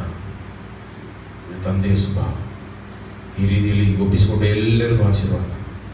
ಅವರು ಹೆಚ್ಚಾಗಿ ಬದುಕಿದರು. ಅವರ ಅನೇಕರಿಗೆ ಆಶೀರ್ವಾದದಿಂದ ಆಗಿದ್ದರು. ಆದ್ದರಿಂದ ನಾವೆಲ್ಲರೂ ಒಪ್ಪಿಸಿಕೊಡೋಣ. ನನ್ನ ಮಕ್ಕಳನ್ನು ಈ ರೀತಿಯಲ್ಲಿ ನಾನು ಬೆಳೆಸಬೇಕು, ದೇವರಿಗೆ ಮೆಚ್ಚುಗೆ ಆಗಿರುವ ರೀತಿಯಲ್ಲಿ, ದೇವರ ವಾಕ್ಯದಲ್ಲಿ, ಪ್ರಾರ್ಥನೆಯಲ್ಲಿ ನಾವು ಸಾಕ್ಷಿಗಳಾಗಿ ಬದುಕಿ ಅವರಿಗೆ ತೋರಿಸಿ ಅವರನ್ನು ಅದೇ ರೀತಿಯಲ್ಲಿ ಬೆಳೆಸಬೇಕು. ಸಭೆ ಕರ್ಕೊಂಡು ಬರಬೇಕು. ಸಭೆಯಲ್ಲಿ ನನ್ನ ಜೊತೆಗೆ ಆರಾಧನೆ ನಿಲ್ಲಿಸುವೇನು. ನಾವೆಲ್ಲರೂ ಒಪ್ಪಿಸಿಕೊಳ್ಳೋಣ. ಒಂದು ದಿವಸ ಕೂಡ ತಪ್ಪದೆ ಮನೆಗಳಲ್ಲಿ ನಾವು ಪ್ರಾರ್ಥನೆ ಮಾಡಬೇಕು. ಆರಾಧನೆಗೆ ವಿಶ್ರಾಂತಿ ಇಲ್ಲ. ವಿಶ್ರಾಂತಿ ದಿವಸ ಎಲ್ಲ ದಿವಸಗಳು ಆರಾಧಿಸಬೇಕು. ಹಲ್ಲೆಲೂಯಾ. ಅದು ನಮಗೋಸ್ಕರ, ನಮ್ಮ ಆಶೀರ್ವಾದಕ್ಕೋಸ್ಕರ ಒಪ್ಪಿಸಿಕೊಡಿರಿ. ಎಲ್ಲೆಲ್ಲ ತಪ್ಪಾಯಿತು ಅದೆಲ್ಲ ಇಲ್ಲಿ ದೇವರು ನಮಗೆ ಹಿಡಿದು ಬಂದು ನಮಗೆ ತೋರಿಸುವರು. ತೆಗೆದಾಕಬೇಕು ಅಂತ ತೆಗೆದಾಕೋಣ. ಒಪ್ಪಿಸಿಕೊಡೋದನ್ನು ಒಪ್ಪಿಸಿಕೊಡೋಣ. ಸಂಪೂರ್ಣವಾಗಿ ನಮ್ಮನ್ನು, ನಮ್ಮ ಕುಟುಂಬವನ್ನು, ಕೆಲಸ ಸರ್ವವನ್ನು ಒಪ್ಪಿಸಿಕೊಡೋಣ. ಪರಿಶುದ್ಧ ತಂದೆಯೇ, ಸುಂದರವಾದ ಮುಂಚಾಣೆ ವೇಳೆ ಅಪ್ಪ, ನೀವು ನಮಗೆ ಒಳ್ಳೆಯ ತಂದೆಯಾಗಿ ನಿಮ್ಮ ಮಗನನ್ನೇ ನೀವು ಒಪ್ಪಿಸಿಕೊಟ್ಟದರಿಂದ ನಾವು ಪಾಪ ಕ್ಷಮಾಪಣೆ ಹೊಂದಿ, ರಕ್ಷಣೆ ಹೊಂದಿ ನಿಮ್ಮ ಮಕ್ಕಳಾಗಿ ನಾವು ಬದಲಾಗಿದ್ದೇವೆ. ಈ ಒಂದು ದೊಡ್ಡ ಆಶೀರ್ವಾದವನ್ನು ನಮಗೆ ತಂದ ಕೃಪೆಗಾಗಿ ಸ್ತೋತ್ರ, ನೀಡಿದ ದಯೆಗಾಗಿ ಸ್ತೋತ್ರ. ಇವತ್ತು ಕೂಡ ಅಬ್ರಹಾಮನು ಹೇಗೆ ತನಗೆ ತಡೆಯಾಗಿರುವ ಎಲ್ಲವನ್ನು ದೇವರಿಗೆ ಒಪ್ಪಿಸಿಕೊಟ್ಟಿದ್ದ, ನಿಮ್ಮ ಮೇಲೆ ನಂಬಿಕೆ ಇಟ್ಟು ಒಪ್ಪಿಸಿಕೊಟ್ಟು ನಿಮ್ಮನ್ನು ಆರಾಧಿಸಿದ ಹಾಗೆ ಇಲ್ಲಿರುವ ನಾವು ಕೂಡ ನಮ್ಮನ್ನು, ನಮ್ಮ ಕುಟುಂಬವನ್ನು, ಮಕ್ಕಳನ್ನು, ನಮ್ಮ ಕೆಲಸವನ್ನು, ಎಲ್ಲವನ್ನು, ಸರ್ವವನ್ನು, ಸೇವೆಯನ್ನು ಒಪ್ಪಿಸಿಕೊಟ್ಟೇವೆ. ನಾವು ಏನು ಮಾಡೋಕ್ಕಾಗಲ್ಲ. ಎಲ್ಲ ಕೊಟ್ಟವರು ನೀವು, ನಮ್ಗೆ ನೀವು ಬೇಕು, ನೀವೇ ನಮಗೆ ಫಸ್ಟ್, ಆಮೇಲೆ ಎಲ್ಲ. ಈ ರೀತಿಯಲ್ಲಿ ನಾವು ಒಪ್ಪಿಸಿಕೊಳ್ಳೋಣ. ದೇವರೇ ಯಾರು ನನ್ನ ಜೊತೆಯಲ್ಲಿ ತನ್ನನ್ನು, ತನ್ನ ಕುಟುಂಬವನ್ನು, ಕೆಲಸವನ್ನು, ಎಲ್ಲಾ ಕಾರ್ಯಗಳನ್ನು ಒಪ್ಪಿಸಿಕೊಟ್ಟಿದ್ದಾರೆ. ಅಬ್ರಹಾಮನನ್ನು ಆಶೀರ್ವದಿಸಿ ಹೆಚ್ಚಿಸಿ ಆಶೀರ್ವಾದ ನಿಧಿಯಾಗಿ ನಿಲ್ಲಿಸ ದೇವರು. ಇಲ್ಲಿ ಬಂದಿರುವ ಪ್ರತಿಯೊಬ್ಬರನ್ನು, ಅವರ ಕುಟುಂಬಗಳನ್ನು, ಅವರ ಮಕ್ಕಳನ್ನು, ಅವರ ಸೇವೆಯನ್ನು, ಅಪ್ಪ ಅವರ ಕೆಲಸಗಳನ್ನು, ವ್ಯಾಪಾರಗಳನ್ನು, ಸರ್ವವನ್ನು ಆಶೀರ್ವದಿಸಿ ಅನೇಕರಿಗೆ ಸಾಕ್ಷಿಯಾಗಿ ನಿಲ್ಲಿಸಿ ಅಪ್ಪ. ಇಲ್ಲಿ ಬಂದಿರುವ ಯಾರು ಬರೀ ಕೈಯಾಗಿ ಹೋಗಬಾರ್ದು. ಏನು ಕಷ್ಟ, ನೋವು, ಏನು ಸಂಶಯ ಹೊತ್ಕೊಂಡು ಬಂದರು ಎಲ್ಲವನ್ನು ನಿಮ್ಮ ಪ್ರೀತಿ ಉಲ್ಲಾಸದಿಂದ ಮುಟ್ಟಿ ಅವರಿಗೆ ಬಿಡುಗಡೆಯನ್ನು ಕೊಟ್ಟು ಆರೋಗ್ಯ ಕೊರತೆಗಳು ನೀಗಿಸಿ, ಕೊರತೆ ಪಟ್ಟರಿಗೆ ಎಲ್ಲ ಕೊರತೆಯನ್ನು ಎಲ್ಲ ನೀಗಿಸಿ ಅವ್ರಿಗೆ ಬೇಕಾದ ಎಲ್ಲ ಅಗತ್ಯಗಳನ್ನು ಪೂರೈಸಿ ಆಶೀರ್ವದಿಸಿ ನಿಲ್ಲಿಸಬೇಕೆಂದು ಪ್ರಾರ್ಥಿಸ್ತೇನೆ. ಈ ವಾರ ಪೂರ್ತಿ ಅವ್ರ ಜೊತೆಯಲ್ಲಿ ಅವ್ರು ಮಾಡುವ ಎಲ್ಲ ಕೆಲಸದಲ್ಲಿ ಆಶೀರ್ವಾದವನ್ನು, ಅಭಿವೃದ್ಧಿಯನ್ನು ಕೊಡಿ. ಜೊತೆ ಕಾರಣ ಆಗಿರಿ ಅಪ್ಪ. ನಿಮ್ಮ ಪ್ರಸನ್ನತೆ ಅವರೊಂದಿಗೆ ಕರಲಿ. ನಿಮಗೆ ಮಾಡುವ ಶಕ್ತನಾಗಿರೋದಕ್ಕಾಗಿಸ್ತೇನೆ. ಯೇಸುವಿನ ನಾಮದಲ್ಲಿ ಬೇಡಿ ಹೊಂದಿಕೊಳ್ಳುತ್ತೇವೆ ಪ್ರೀತಿಯ ತಂದೆ. ಆಮೆನ್.